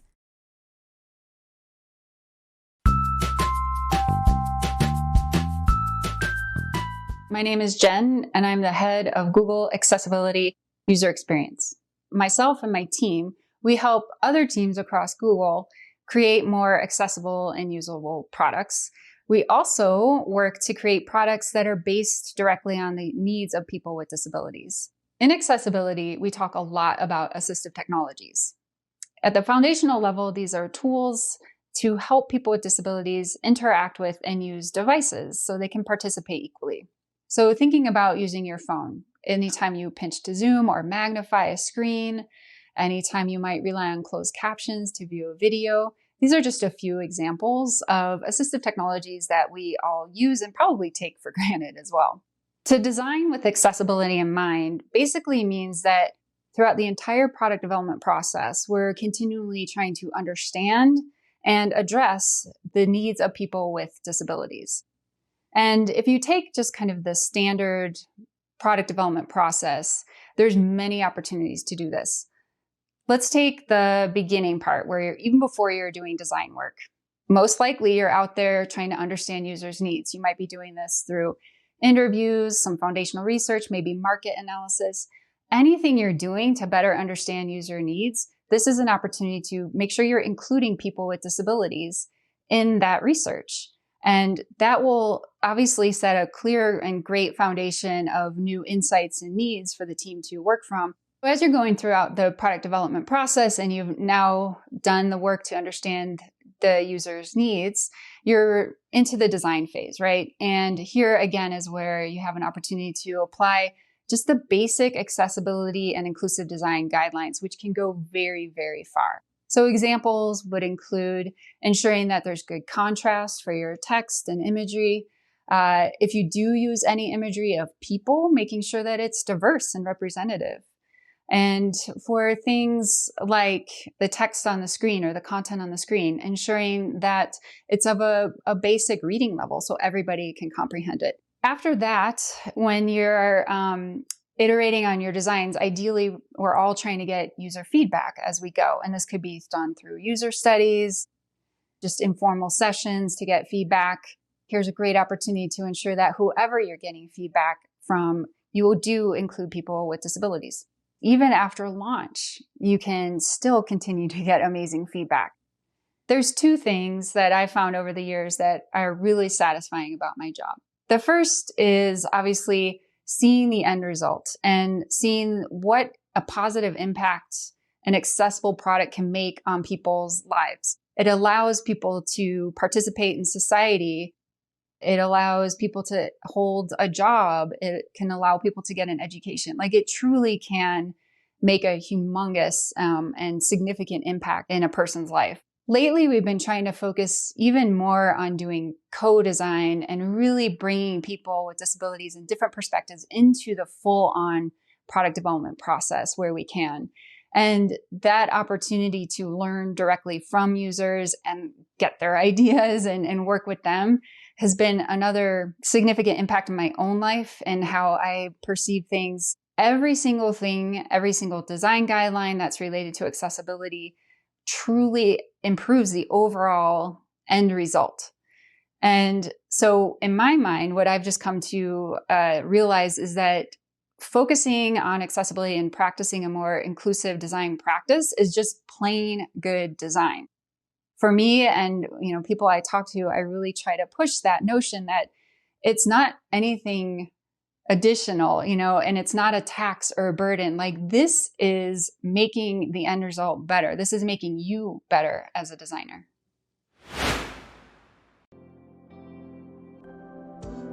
In the last video of our Figma for Beginners series, we created a single screen of our app.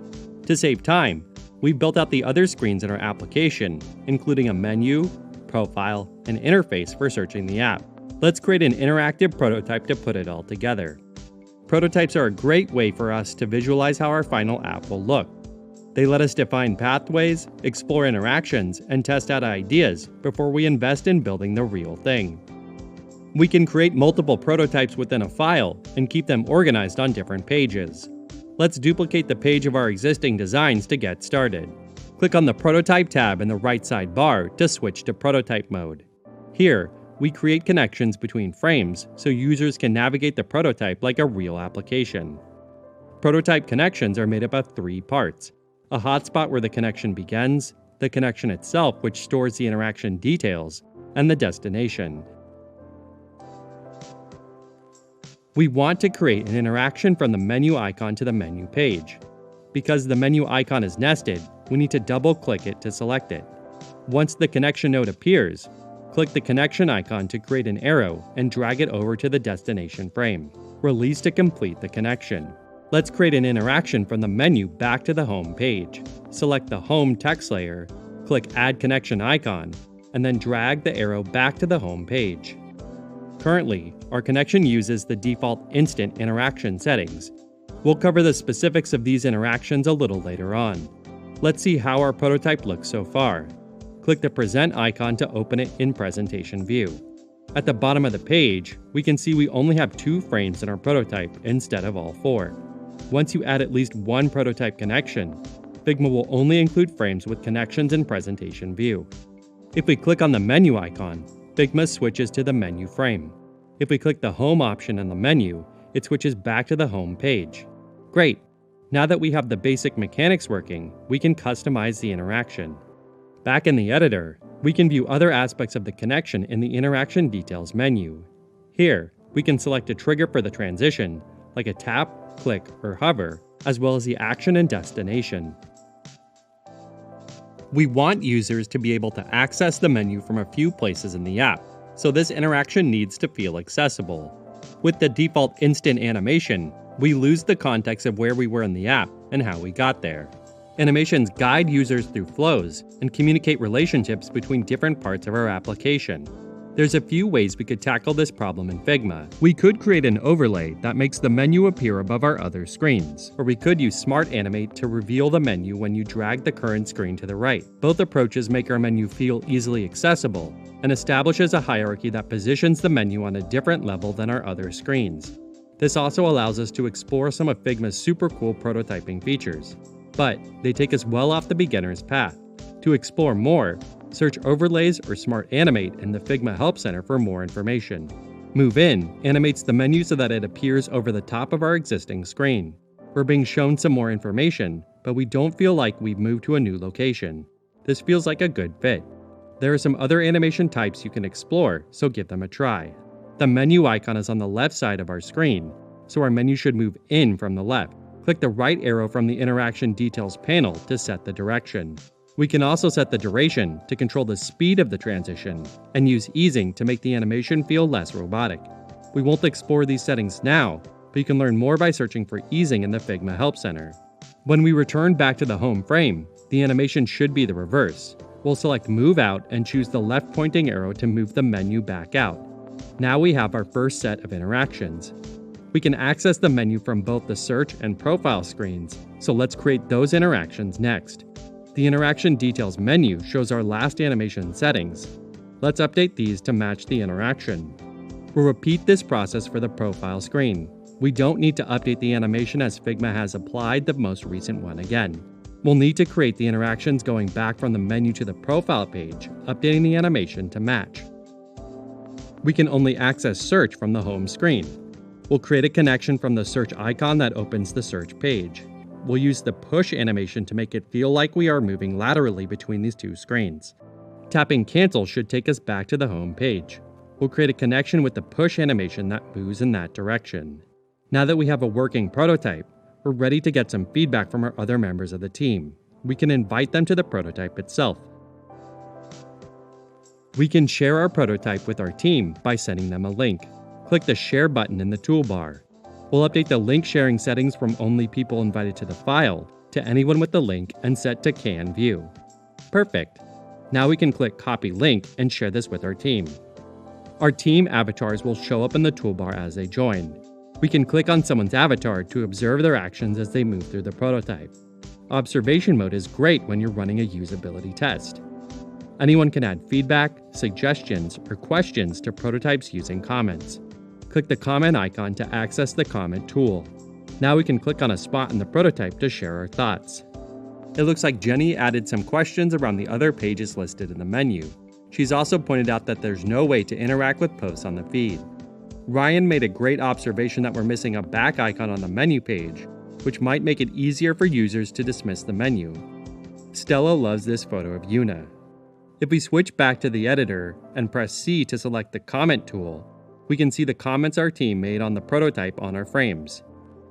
This allows us to collect feedback in one place, incorporate advice, and resolve any outstanding comments. As Jenny mentioned, we want a way for our users to interact with our posts. Let's add some icons to allow users to like, comment, and bookmark posts. Let's go to the Components page. Here's some components we created earlier. We've placed them in a horizontal auto layout frame and made them into a component. We can then place an instance of this component inside of our post component. When we switch back to our prototype, we can see the changes we made to the main component reflected in our instances. And because we built our feed using auto layout, our posts have adjusted accordingly. We'll finish up by incorporating Ryan's feedback. We'll drag a back icon from the Assets panel into our menu frame. We'll then switch to the Prototype tab and add an interaction to this icon. We'll also update the action to back. Users can access the menu from any page. The back action allows us to automatically return users to the previous page without having to create separate connections. We did it! We built an interactive prototype of our designs, explored animations, and incorporated feedback from our design team. In our next video, we'll prepare our file for sharing assets with our writers and developers. We'll explore creating thumbnails, navigating the file as a viewer, copying code from the Inspect panel, and exporting assets for production. All right, you made it. Let's quickly recap what you learned in this part of the course, which was all about creating high-fidelity prototypes in Figma. First, you learned that high-fidelity prototypes should have visual elements, navigation, and interaction. You also learned how to make something interactive in Figma, which is known as making a connection. In Figma, I demoed the 6 steps to create a high-fidelity prototype. Lay out the mockups, connect the screens, add interaction details, adjust the animation, complete for all screens, and share your work. You also explored 2 new concepts, gestures and motion. As a reminder, a gesture is any method of interaction a user has with information on their device using touch. And motion is a way to animate static design elements to focus the user's attention and tell stories. Finally, Shabi shared a few things to keep in mind to ensure your designs are accessible when it comes to gestures and motion. So congratulations! You're well on your way to building a high-fidelity prototype. That is a huge accomplishment. I'll meet you in the final part of this course, which is about testing and iterating on your high-fidelity prototype. Keep up the great work. Welcome back. Now that you have a solid high-fidelity prototype, it's time to test your designs again. To get started, you'll apply your understanding of research to test your high-fidelity prototype. UX designers tend to follow similar steps no matter the level of fidelity of the design they're testing. So if you already completed the course on conducting research and testing early concepts, there's less for you to learn about the process this time. After you've tested your designs, you'll incorporate feedback to iterate on your existing prototype. It might take a few attempts to achieve your final design, but we'll help you figure out when your designs are in good enough shape to pass along to an engineering team to build. Then, you'll learn how to hand off designs to engineers for production. And finally, you'll turn everything you've learned about user research, ideation, wireframes, designs, and prototypes into a case study for your portfolio.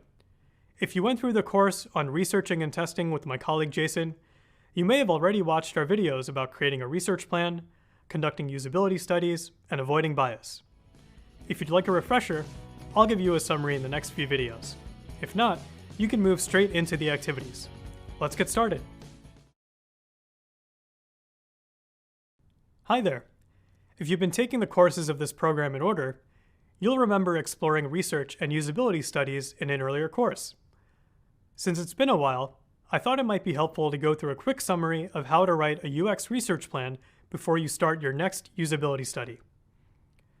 If this is the first course of the program that you've taken, you might want to go back and review the videos and complete the activities on conducting a usability study before you move forward.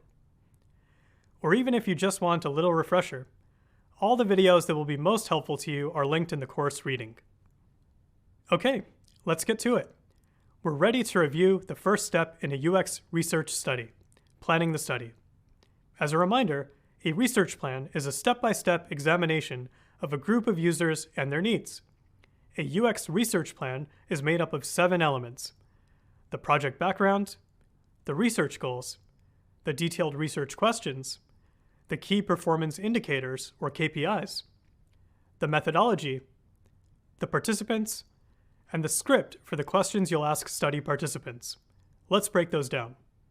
The project background summarizes the situation that led to the need for this research. It's basically a brief explanation about why you're doing the research, which you can give to anyone who asks. Your goal when creating the project background is to try and answer the question, what led you to conduct this research? Next, the research goals lay out what you're trying to solve with this design or what you'd like the outcomes of the research to be. The goals of your research will differ from project to project. They'll fit into one of 3 categories depending on when during the product lifecycle you conduct the research. Your research goals should answer the question, how will the results of the research impact our design decisions? After that, you'll write detailed research questions for your project. These are the questions you plan to answer during the study. The research questions should be actionable and specific, and you should avoid leading questions. But keep in mind that these should not be the literal questions you plan to ask study participants. Instead, the goal is to figure out what questions you need the study to answer. Next, determine your key performance indicators, or KPIs, which are the critical measures of progress toward an end goal. In a UX research study, you might consider KPIs like the amount of time a user spends on a task, users' use of navigation functionality versus search functionality, user error rates, drop-off rates, and conversion rates, and the system usability scale. That's a questionnaire to measure the usability of your designs.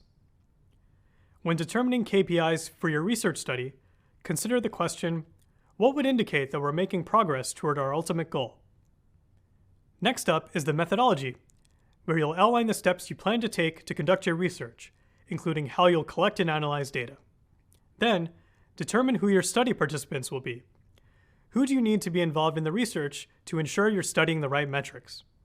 Finally, you'll need to write a script for your study. This is also known as the discussion guide. You'll need to determine what questions you want to ask participants during your research. And there you have it, the 7 elements of a UX research plan.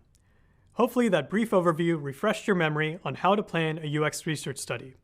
If you need more guidance, check out the course readings and revisit the videos from the earlier course. Let's keep going. I'm back for another quick summary.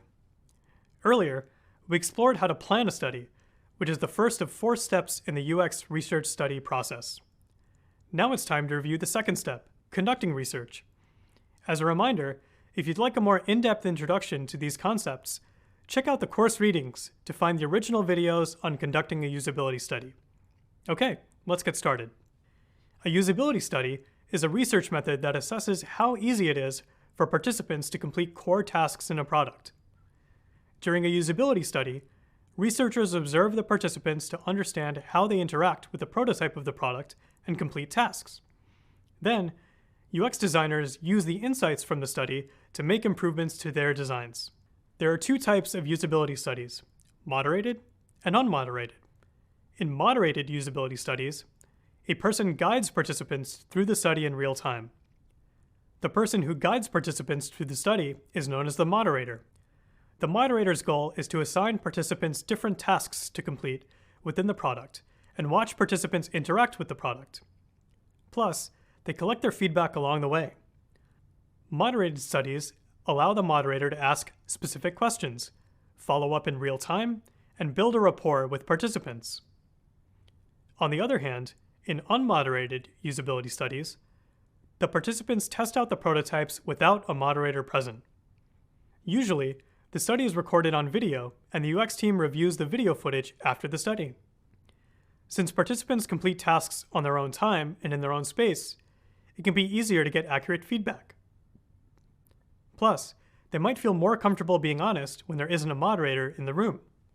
In this program, we've already conducted a usability study on our low-fidelity prototypes. Coming up, we'll do another usability study on our high-fidelity prototypes. So why conduct multiple usability studies? Because your product looks and functions differently at every stage. You can conduct as many usability studies as you need to make changes to your design and improve the user experience. And you can conduct usability studies at any point in the design process. Keep in mind that the later in the process you conduct a usability study, the more expensive it is to make changes because your design is farther along in the design process and more complex. One more thing. Determining the size of your study depends on the project, but around 5 participants is a good start. It's a large enough sample size to gather real data, but it's not so large that the study costs a lot of money or takes a long time. If you'd like to watch a usability study in action, check out the videos from the earlier course that are linked in the reading for this lesson. And that's it for the second step of a UX research study, conducting the research. It's time to review the next step, synthesize the research results. Let's go. Welcome back. We're making our way through the steps in a UX research study. So far, we've covered the first 2 steps, plan the study and conduct the research. Now, it's time to move to step 3 of a UX research study, analyze and synthesize the data you gathered during your usability study. Let's start our review. Now that you've carefully planned your UX research study and conducted the research with participants, you're ready to turn your observations from the research into actionable insights.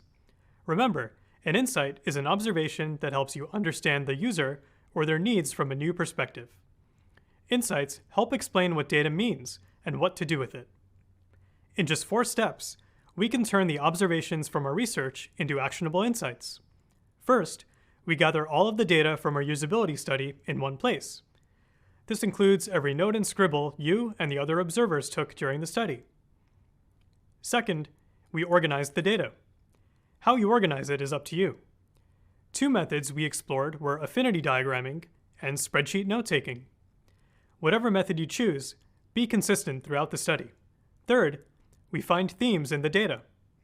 One of the key goals of user research is to identify themes, or patterns, that are common across participants. Once you recognize the themes, it's easier to turn the feedback into something actionable.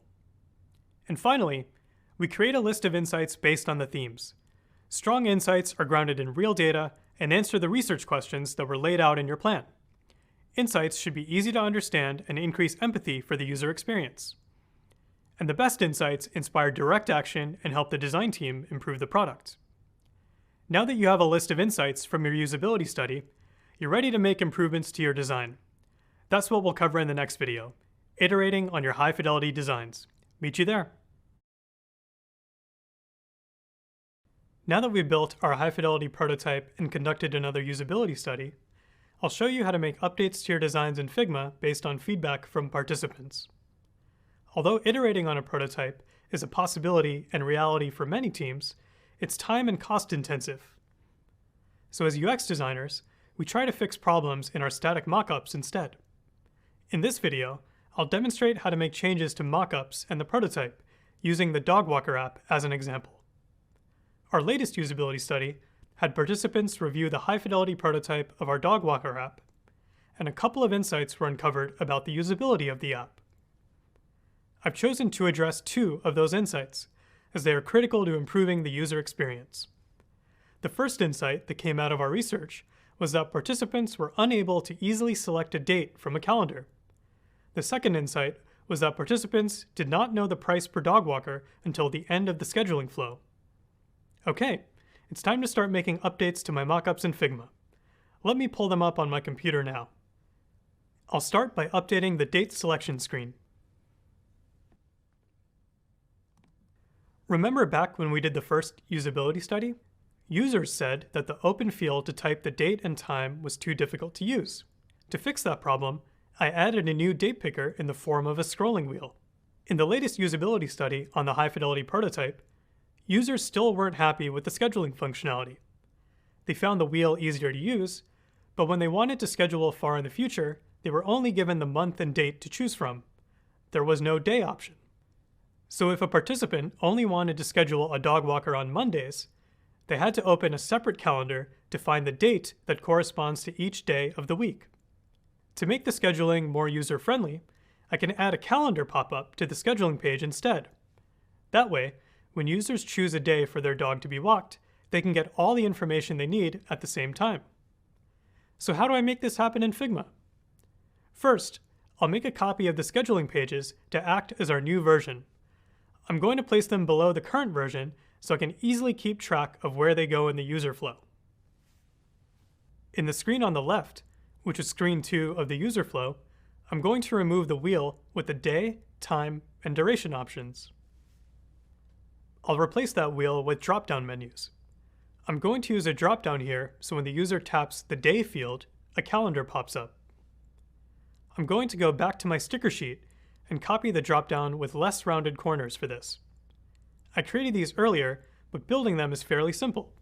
There's a rectangle with a rounded edge, a text label, and a down arrow icon to indicate movement. The down arrow icon came from the material design library. Then, I'll paste the drop-down over here on my new screen, where I deleted the wheel. I need to update the text to say day. I also need to increase the width of the drop-down to fill most of the width of the screen.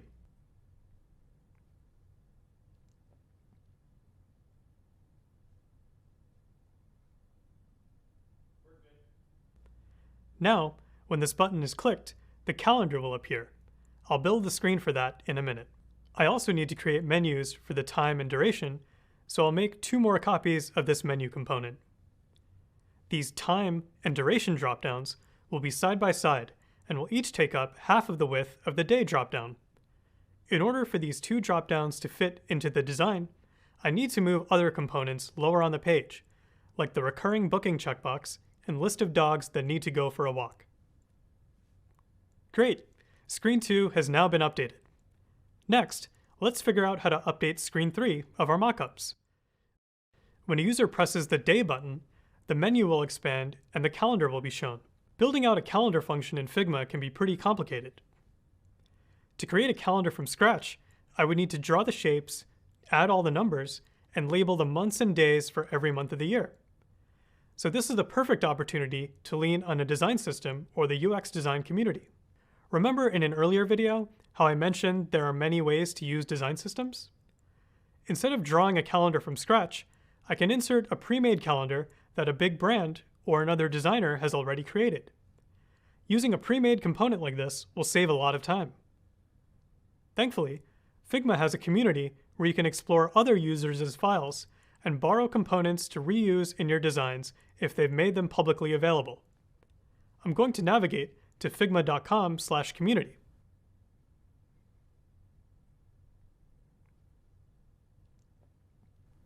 I made it. Now, I'll search for calendar templates.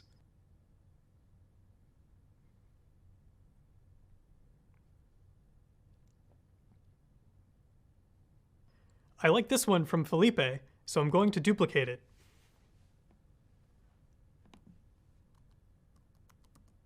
I'll paste the calendar from Felipe into the new screen, where the wheel was.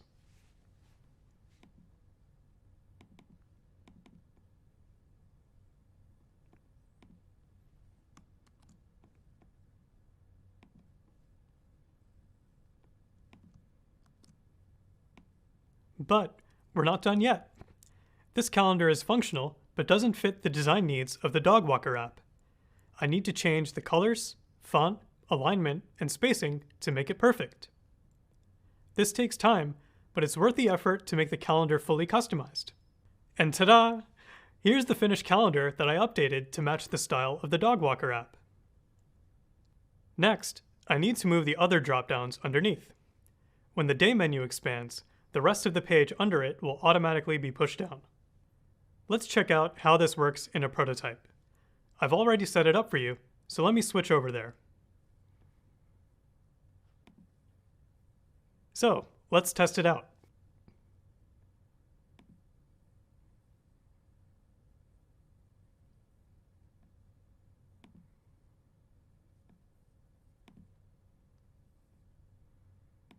Perfect. It's working as intended. Okay, I've addressed the first insight that came out of the usability study. Participants were unable to easily select a date from a calendar. The Dog Walker app now has a full calendar that users can select a date from. It's time to update my designs based on the second insight that came out of our research. Participants did not know the price per dog walker until the end of the scheduling flow. I'll start by making this update on the homepage of the app. Like I did earlier, I'm going to make a copy of the homepage for this new iteration. Then, I'll add prices. I'm going to add the price that each dog walker charges to the line of information with the star rating and distance, since these all seem like equally important pieces of information for comparing dog walkers. To do this, I'll highlight the distance text and icon and copy and paste. Then, I'll drag my new text box and icon to the right until the spacing is even between the star rating, distance, and price. We already determined the price for Sarah to walk a dog for 30 minutes is $10, so we should assume her hourly rate is twice that, or $20. I'll update the text box here. Now I need an icon. The easiest way to find icons is to use an existing design library like Material, then edit it to fit the style of your designs. So that's what I'll do now. I'll find a dollar icon from Material and paste it.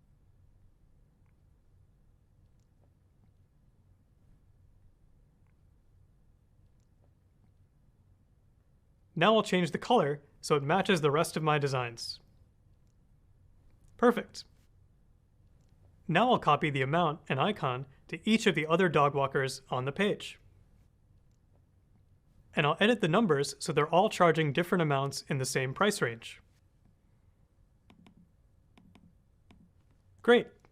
As soon as the user opens the app, they will be able to compare the price that each dog walker charges. I'll need to make the same updates to add pricing information on other pages of the Dog Walker app too, including the Browse page and the Dog Walker profile pages. For the sake of time, I won't demo this process again, but I'd repeat the same steps. Now that we've updated the mocks for certain pages of our app, we need to remove the pages we no longer want. I'm going to take the old versions of the pages and move them off my workspace. And I'll move my new mockups into the user flow. Let's test the whole prototype one more time. The user would enter the app on the homepage and click the Book Appointment button. Then, they'd move through the Book Appointment screens, using our new calendar dropdown to select a date. As they continue through the rest of the user flow, there is increased transparency with the new pricing icons and text. Great! I now have a new and improved prototype. I made changes to my prototype based on feedback from the latest usability study. As a UX designer, you'll continually iterate to improve your work. You might be wondering, now what? Are we done? Do we have to do another usability study or a presentation to stakeholders? Great questions. I'll answer those coming up. But first, get to work on your own project. Make changes to your designs based on feedback you received during your usability study. Catch you later. Once you've built your prototype, tested your design, asked for a critique, implemented feedback, and iterated on your prototype, you might be wondering, how do I know when my design is actually finished? At some point, you'll have to stop making changes to your design and send it on to the engineering team to build. But finalizing your designs is a big decision. How do you know when you're ready? In this video, you'll learn when it's time to stop iterating on your designs and hand off your work for production. You might be tempted to call the iteration complete when your team runs out of certain resources, like time or money. Although resources are important to consider, time and money shouldn't be the deciding factor when it comes to making your designs the best they can be. There are 3 questions you can consider to determine if your designs are final. Ask yourself, are the designs a true representation of the intended user experience? Have placeholder text, icons, and imagery been replaced with finalized assets? And are participants or users able to interact with and interpret the designs without external guidance? If your team can answer these 3 questions with a resounding yes, then you've done it. You've finalized your designs, and it's time to hand off the designs to engineering for production. We'll discuss the logistics involved in the handoff process soon. For new designers especially, it can be scary to stop making changes and send your product out into the world. You could work endlessly on designs and still worry that your designs aren't providing value to users. But fear not. Most product designs require updates even after they've launched. Updates might happen a few weeks after your launch, or months in the future, depending on the size of the update and its importance. So even after a product is out in the world, it's never really done. The more experience you gain in UX design, the more comfortable you'll be making the decision to stop iterating. Coming up, you'll learn how to collaborate with engineers to hand off your designs in Figma. You've just finished your first high-fidelity prototype. Congratulations, it's a huge accomplishment. Now comes the part where you share your designs with others, one of the most important parts of your work. In the real world, that would mean handing off your designs to developers and engineers. Basically, you provide all the mockups, prototypes, specs, and the design system, and the engineering team starts the coding process. As a student in this program, you don't have an engineering team at the ready, so there won't be anyone to produce your design. But you do need to share what you've learned with others. In this case, it's hiring managers and recruiters. That's right. It's time to update your portfolio by building your first case study. Coming up, I'm going to take you through both processes. Either way, you'll be showing off your work, so get ready. You've just finished your first high-fidelity prototype. Luckily for you, most of the specs engineers will need are already included as part of your designs in Figma. Keep in mind, you may need to document and share a few additional specs on edge cases and accessibility considerations. The handoff process you'll follow depends on your company's size and type, so we'll go over a few common scenarios. At a design agency or small business, the handoff process might be similar to a relay race. If you're not familiar, a relay race is a type of running race that involves a team. One person sprints a section of the race, then passes a baton to the next person, who then starts running their section of the race. Similarly, in this method of design production, UX designers finalize every aspect of their designs before handing them off to the next team, which is engineering. At that point, the UX designers are no longer intensely involved in the project, so they can move on to something new. Alternatively, at larger companies like Google, the design team and the engineers often work closely together throughout the development process. The designs might be mostly done, but still need some tweaks when they're handed off to the engineers. In a more collaborative environment, the engineers might be able to start working on one aspect of the design, like the user profile page or the shopping cart feature, while the designers continue working on something unrelated, like the homepage or a navigation bar. Keep in mind, working simultaneously can make a project move more quickly, but might create a need to redo something twice. All in all, there's no right way to hand off designs to production, but there are plenty of options your team can try. As an entry-level UX designer, you won't be responsible for deciding how the handoff process works, but you will be involved.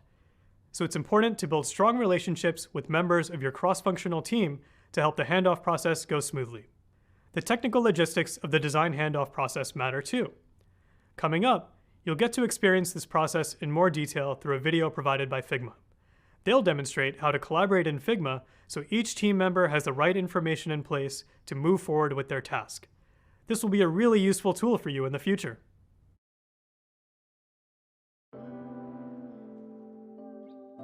Design is a collaborative process that involves stakeholders and collaborators across your company. PMs can use Figma for brainstorming or to give feedback through comments. Writers can leave suggestions for copy or edit it directly. Researchers and designers can share and test prototypes. And developers can inspect properties, copy code, and export assets. In this Figma for Beginners series, we've demystified this process by following the evolution of a mobile app from initial wireframes to an interactive prototype. Sharing early and often encourages collaboration with the right people at the right time. There are a few things we can do to set up our files and make this a seamless process. With the growing popularity of open design, members of your team might view and contribute to files at any point in time. To help orient people to our files, we can create custom thumbnails. This frame has the thumbnail dimensions of 1920 by 960. Anything within the 1600 pixel safe area in the center of our frame is always visible in the file browser. We can include information like the current status of a file, an image or illustration of the file's contents, information about our team, and hyperlinks to pages, frames, or external documentation like specifications and requirements. Right-click on the frame and choose Set as Thumbnail. Now, when your team members see your file in the file browser or open it in the editor, they can easily see that information. When and how you invite your teammates to your file may vary. Invite developers early to give feedback on the viability of your explorations, or near the end of the process when you're ready to hand off designs for production. You can invite collaborators to your files with edit or view access. Viewers can still comment on files and prototypes and export static assets. They're also free. You can even embed files and prototypes in other websites, like your product management tools or design system documentation. To find out more, visit the Figma Help Center and search Embed. If you join the file as a viewer, Figma will look a little different. The simplified toolbar gives us access to the Move tool to select layers, the Comment tool to leave comments, and the Hand tool to pan around the canvas. Viewers can also access Presentation View to preview frames and interact with prototypes, as well as other settings like toggling layout grids, rulers, or pixel preview. Instead of the design and prototype panels in the right side bar, we have access to the Inspect and Export panels. When we select objects on the canvas, the Inspect tab displays the names of the selected layer, read-only properties, and code snippets for that object. Click Copy next to a property to add code snippets to your clipboard. If a component is using styles, Figma will display the style name in the corresponding field. This is useful if you want to use semantic naming that matches your production code. If you've added descriptions to your component or links to documentation, you can see them in the Inspect panel when you select an instance. Viewers can also export assets. As a developer, we want to export these icons for development. We can select the icon, go to the Export tab, and click the plus icon to add a new export setting. Figma will create a default export setting of 1x PNG. Your designs aren't set to a specific resolution.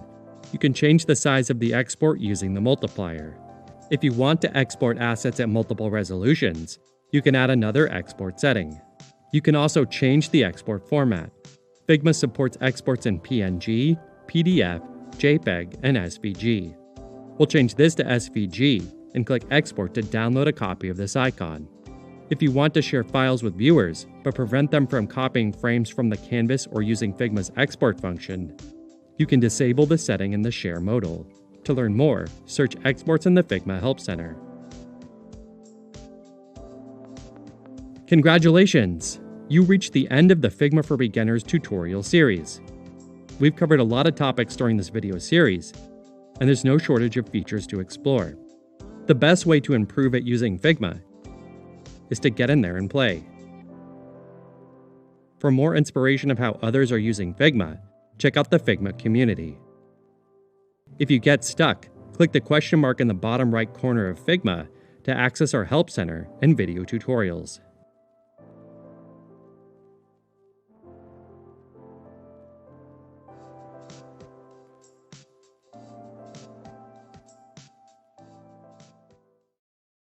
Because of all the hard work you've put in throughout this program, you now have 2 designs that you can showcase in your portfolio. You'll create a case study to show off each of these projects. A case study is a summarized presentation of a design project that typically includes the project goal and objectives, your role in the project, the process your team followed, and the outcome of the project. You might be wondering, why are case studies so important? Case studies are a visible demonstration of your design knowledge, your willingness to collaborate with the team, and your ability to see an idea through from start to finish, despite challenges. When a recruiter or hiring manager is considering you for a job, they'll want to find case studies within your portfolio. Each design project you complete will have its own case study. Case studies should be presented in a concise and engaging way. Your case study needs to tell recruiters exactly what they need to know as quickly and efficiently as possible. Your case studies need to be visually appealing and easy to skim. Let's explore a real case study that was created by Josh, an interaction designer here at Google. You'll notice that Josh's portfolio features several case studies. Let's check this one out.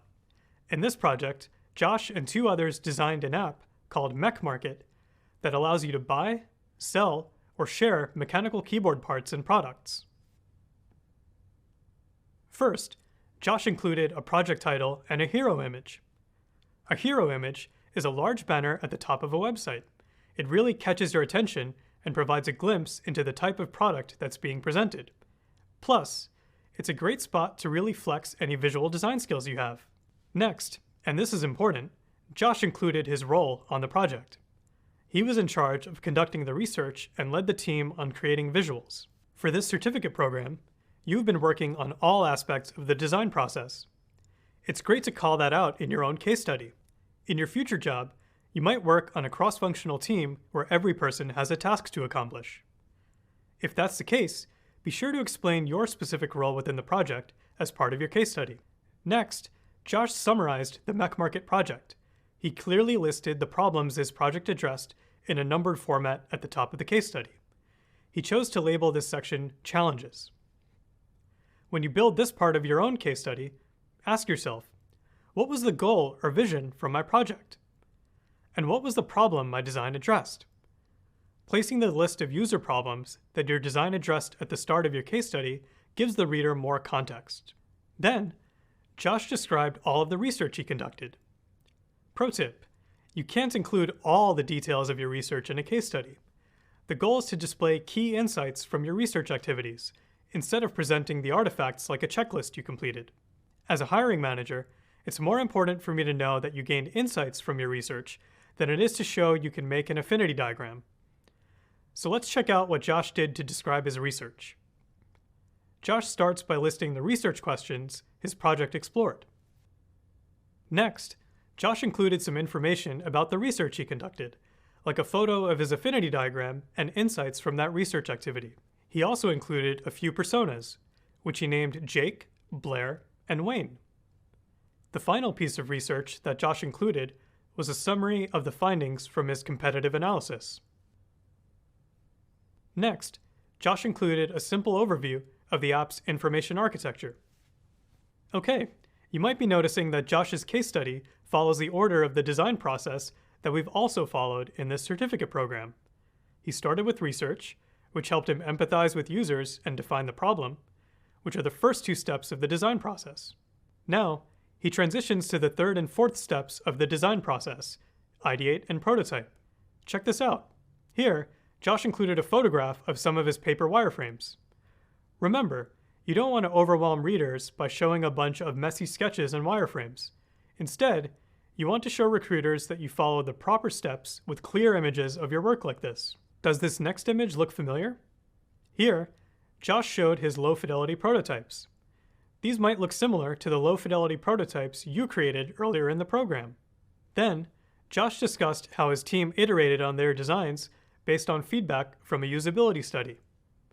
In your portfolio case study, be sure to include insights from the usability studies you've conducted too. To bring his work full circle, Josh described how his product's design addresses each of the 4 problems or challenges that he listed in a numbered format at the start of the case study.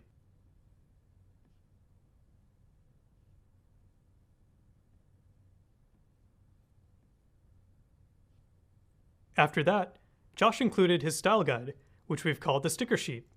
You just created a sticker sheet in this course, so you can now see where that fits into the case study.